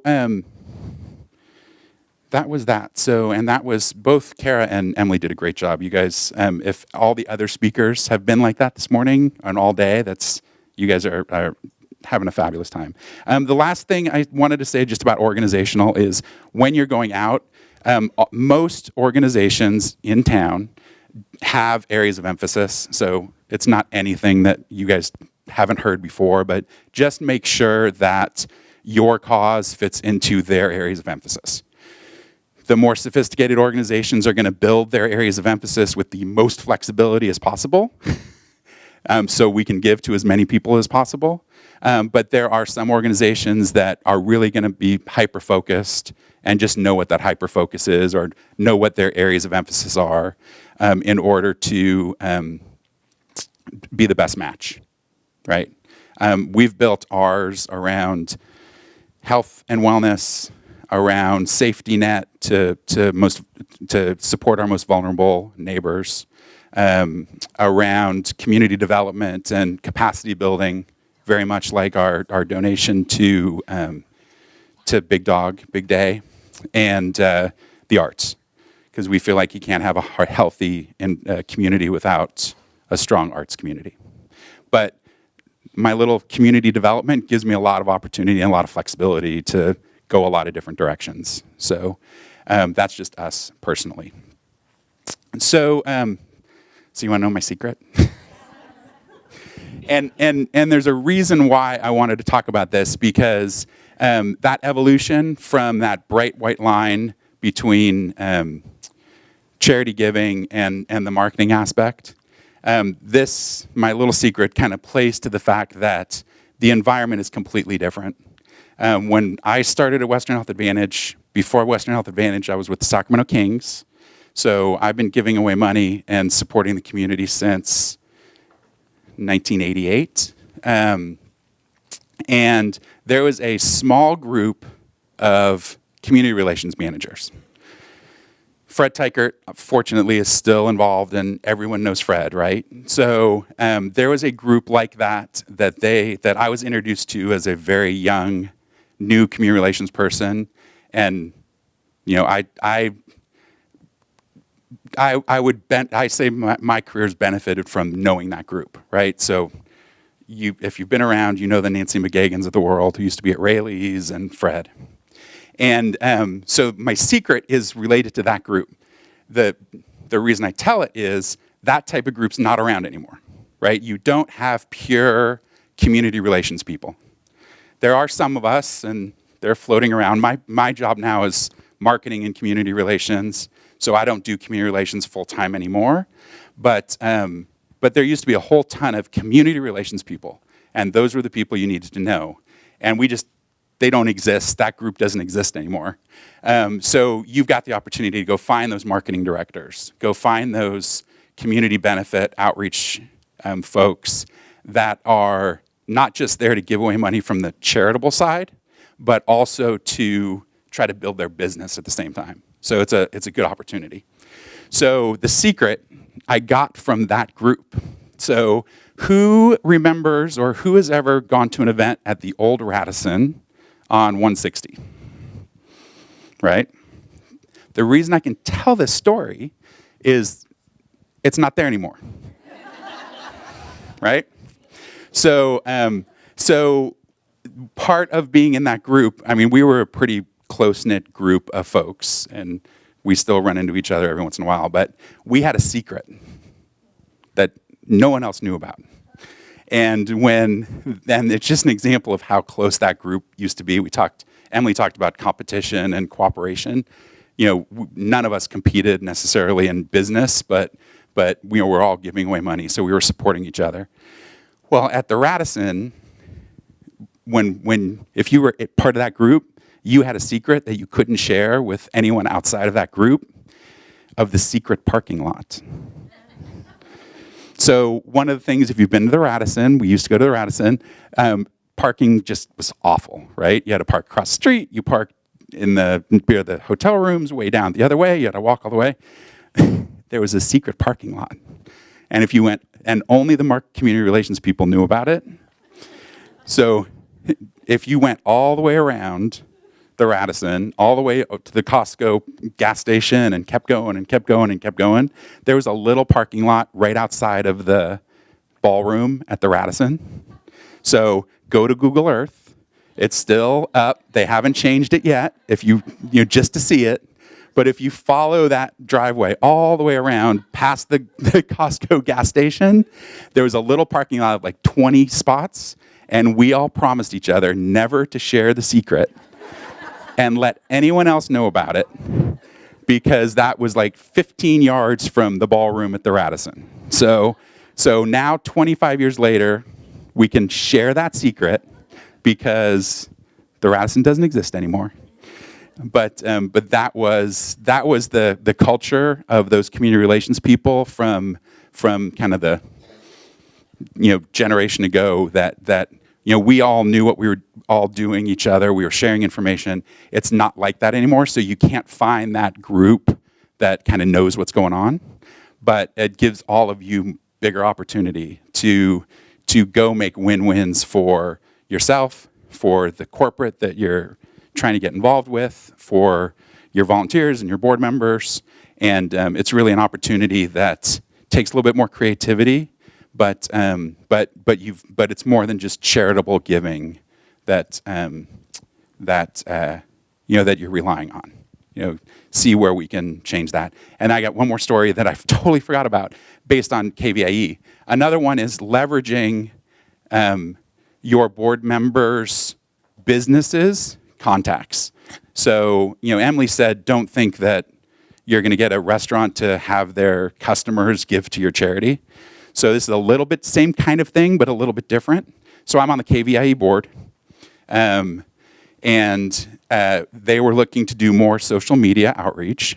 And as a board member, I went to my digital agency and said, oh, by the way, we give you X $100,000 a year. How about if you volunteer some of your digital agency time to KVIE? So it's kind of that. It's not getting a restaurant's customers to give, but don't forget to leverage the people that your board members' businesses are spending money with and get them to contribute as well, because it's really hard to say no to a paying client, right? So if I'm a paying client of my digital agency, if I ask them to do something, it's pretty tough for them to say no. So that was my other, get that one Kevin Bacon relationship away from your board members as well, because it's really hard to say no to a client, right? That's my secret. So I've been dying to share it forever. There was a secret parking lot, but now you can't use it anymore because it's no longer there. And go look if you don't think so. Any questions? We're getting to the end of the day, so. Any questions for Rick? Please don't be shy. So you mentioned the kind of partnership strategy that you entering a partnership that would bring potential clients to Western Health Advantage. If you have a partnership with a nonprofit that does fit within your guidelines and they have Western Health Advantage, is there more of like a lightly partnership, like a continued partnership beyond Big Dave Giving? Yeah, I mean, it's the same thing of, you're a client of ours in that case, and while it's not a definitive, absolutely, we have to do something, it's hard to say no to a paying client. It really is. So, but yeah, I mean, it is harder.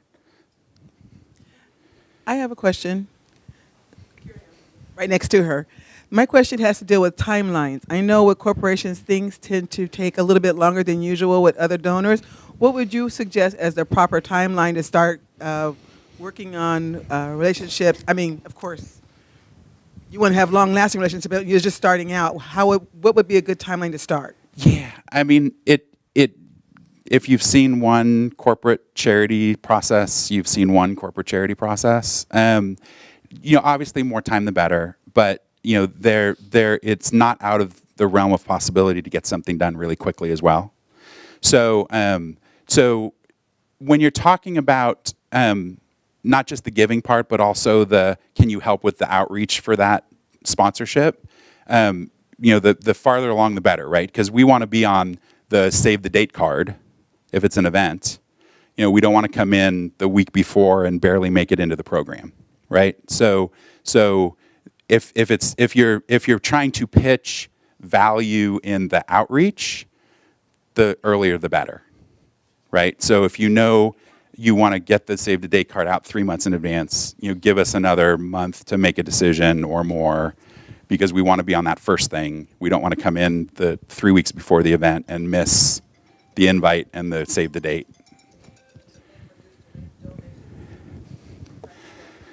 Yeah, I mean, the donation, again, if you've seen one, you've seen one. It depends on if there's a grant cycle where you've got to get in a quarterly grant cycle. Depends on if it's a larger donation where you've got a budget for it, then you've got to get into an annual budgeting process. If it's event-based, it's event-based. So it just depends on the magnitude of the donation, as well as kind of where it's trying to get fitted into the cycle at the company. I've got one here too. I'll save it for after. Okay. So if I understood you correctly, there's not one standard with a corporate, because the question I have would be, is it the beginning of the fiscal year that I would approach a company about a specific donation, or is it towards the end of the year, their fiscal year, that they have some money that they have to get rid of? Yeah, I mean, you've seen one. For significant contributions, I mean, you've got to plan for it. So it's got to be part of a budget cycle. There are plenty of folks in town that have grant cycles, and those are easy because they're going to publish once a year, or whenever that is, they're going to make sure everybody knows about it. But there's always ad hoc, things that come up when the CEO says you have to do something, and you just have to do something, or that client asks and you have to do something. So, but generally, you've got the kind of can we budget for it this year kind of request is at least the starting place. Hi, my name is Lindsay Fredenberg-Humes, and I'm with the Friends of Sutter's Fort. And one thing that I've been hearing quite a bit is that some of the ways that nonprofits could give visibility or recognition to sponsors or people who are giving major gifts through corporations are not really appealing so much anymore, like, you know, their logo on a sign or something like that. So I was wondering if you could speak to that. Is there a shift in what organizations like yours are wanting to see as far as donor recognition? Yes and no. I think, and I'll use our example, right? And it's a little bit is based on the sophistication of your partner, right? So if you have a less sophisticated giving program, and you said and getting a logo on the thank you banner at the event, where the less sophisticated person thought, oh, that's going to be great. I would agree. You know, that type of recognition as your sole outreach benefit probably has less value, right? Logo soup. You know, there's only so much value in logo soup. So it's hard to pitch that as your outreach value. So I would agree in that case. But if you've got a sophisticated relationship and you've got doing the right things and being creative and having the follow through and the assets, an opportunity to sponsor Big Day of Giving is phenomenal, right? But that's takes a lot of work and has, you know, the outreach part of it is pretty sophisticated, right? So the change is, look, people are understanding logo soup isn't valuable. It still needs to be there because you still get some value to it, but you can't pitch logo soup as the main value of the outreach. Does that help?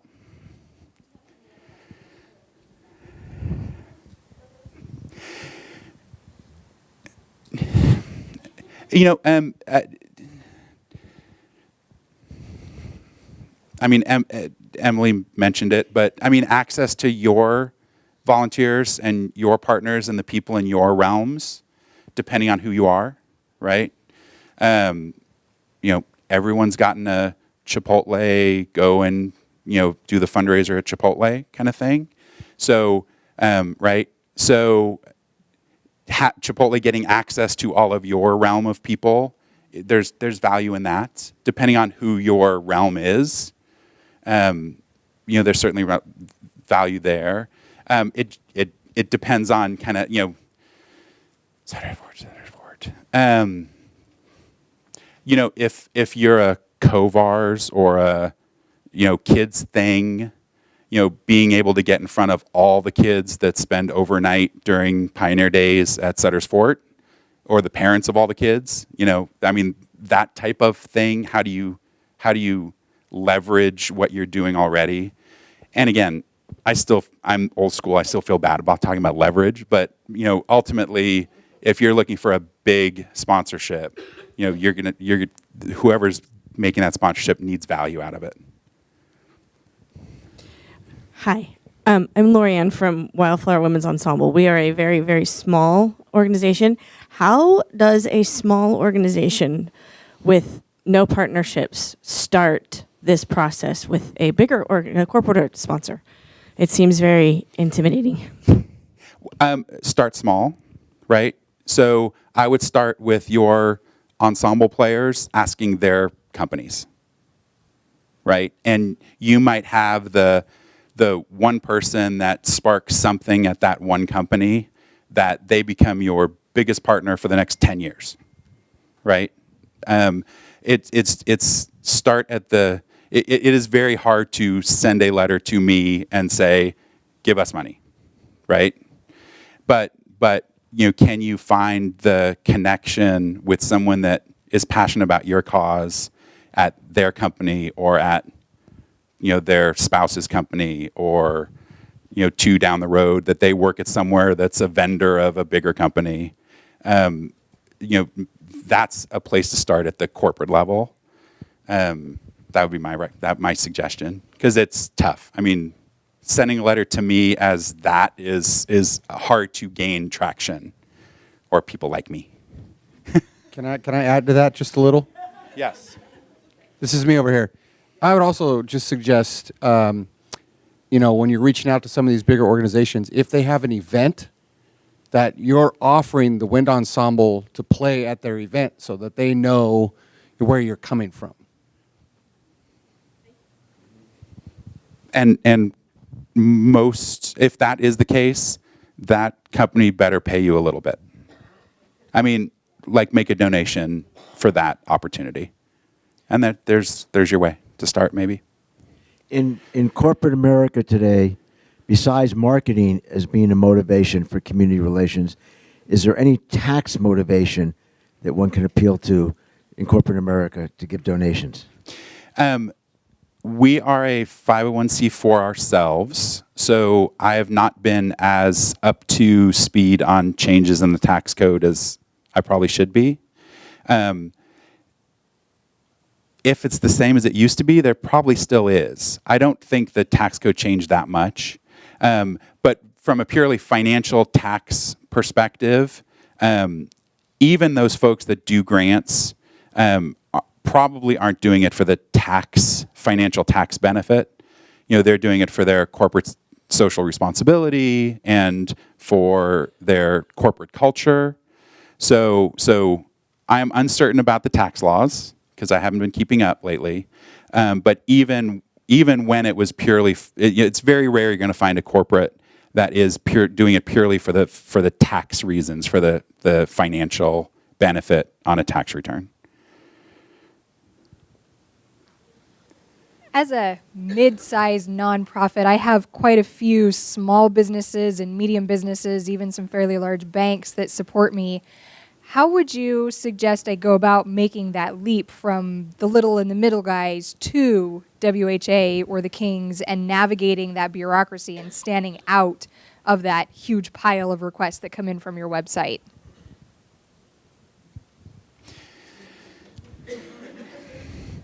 It's really hard. I mean, if you've got those relationships, I mean, there's a good chance that those existing relationships have some tie to somebody bigger, right? So again, if we're asking our digital agency to make a contribution to something that I'm involved in, there may be something there as well, that you've got a great partnership with a mid-sized business that is, providing services to us. And can that can that business vendor talk to us about getting involved in something that they're passionate about? That kind of connection point. It's really hard for folks like me or my department to take action on a letter, right? So where are those connection points with the people that are invested, that have contributed, that do have partnerships? Can they extend it one step farther out to bigger organizations? So I'll say one thing about the WHA or Kings or whatever. I still am embarrassed at the amount of corporate giving in this community. So I know all of you guys live it a day, but please understand that there are some of us that are still around out there that are embarrassed about how little corporates give around. You look at that Sacramento Business Journal lists of philanthropic corporate giving, like the number 20 persons giving like $40,000. It's embarrassing. Our contribution is significant just because of where we kind of position ourselves and who we are and how we were founded and kind of the place we have in the community. So we end up being second on that list. There's no possible way we should be in the top 20 based on the yes, we don't have very many corporate headquarters here, but still, given that, there's no reason why our contribution should be in the top 3 or 4 or 5. So know that your frustrations with corporate giving kind of extend to the corporations as well. It drives me nuts, and we talk about it, and it's really embarrassing. Sorry, that's my negative, sorry. Yeah, I mean, there should be a lot more. So.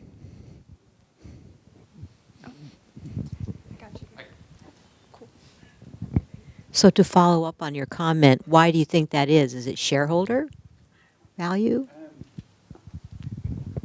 I haven't thought about that. I don't know. I really don't. I mean, it's still, Sacramento's changing, but Sacramento still is a small town. So you've got enough connection points to make those connections to get the money into the community. It is harder when you don't have a CEO that is 200 yards from here, that's running a company. So that makes it harder. I feel for the Wells Fargos and the Bank of Americas of the world who really don't have very much control over what they can do because it's coming from a corporate somewhere else. So, I'm not picking on those type of folks because, they can only do so much at a local level. But Big Day of Giving's been great. I mean, it's unlocked new donors. It's unlocked a new emphasis on philanthropy. I would love to see kind of more businesses get more involved in unlocking those funds. I don't know, though. I learned just recently.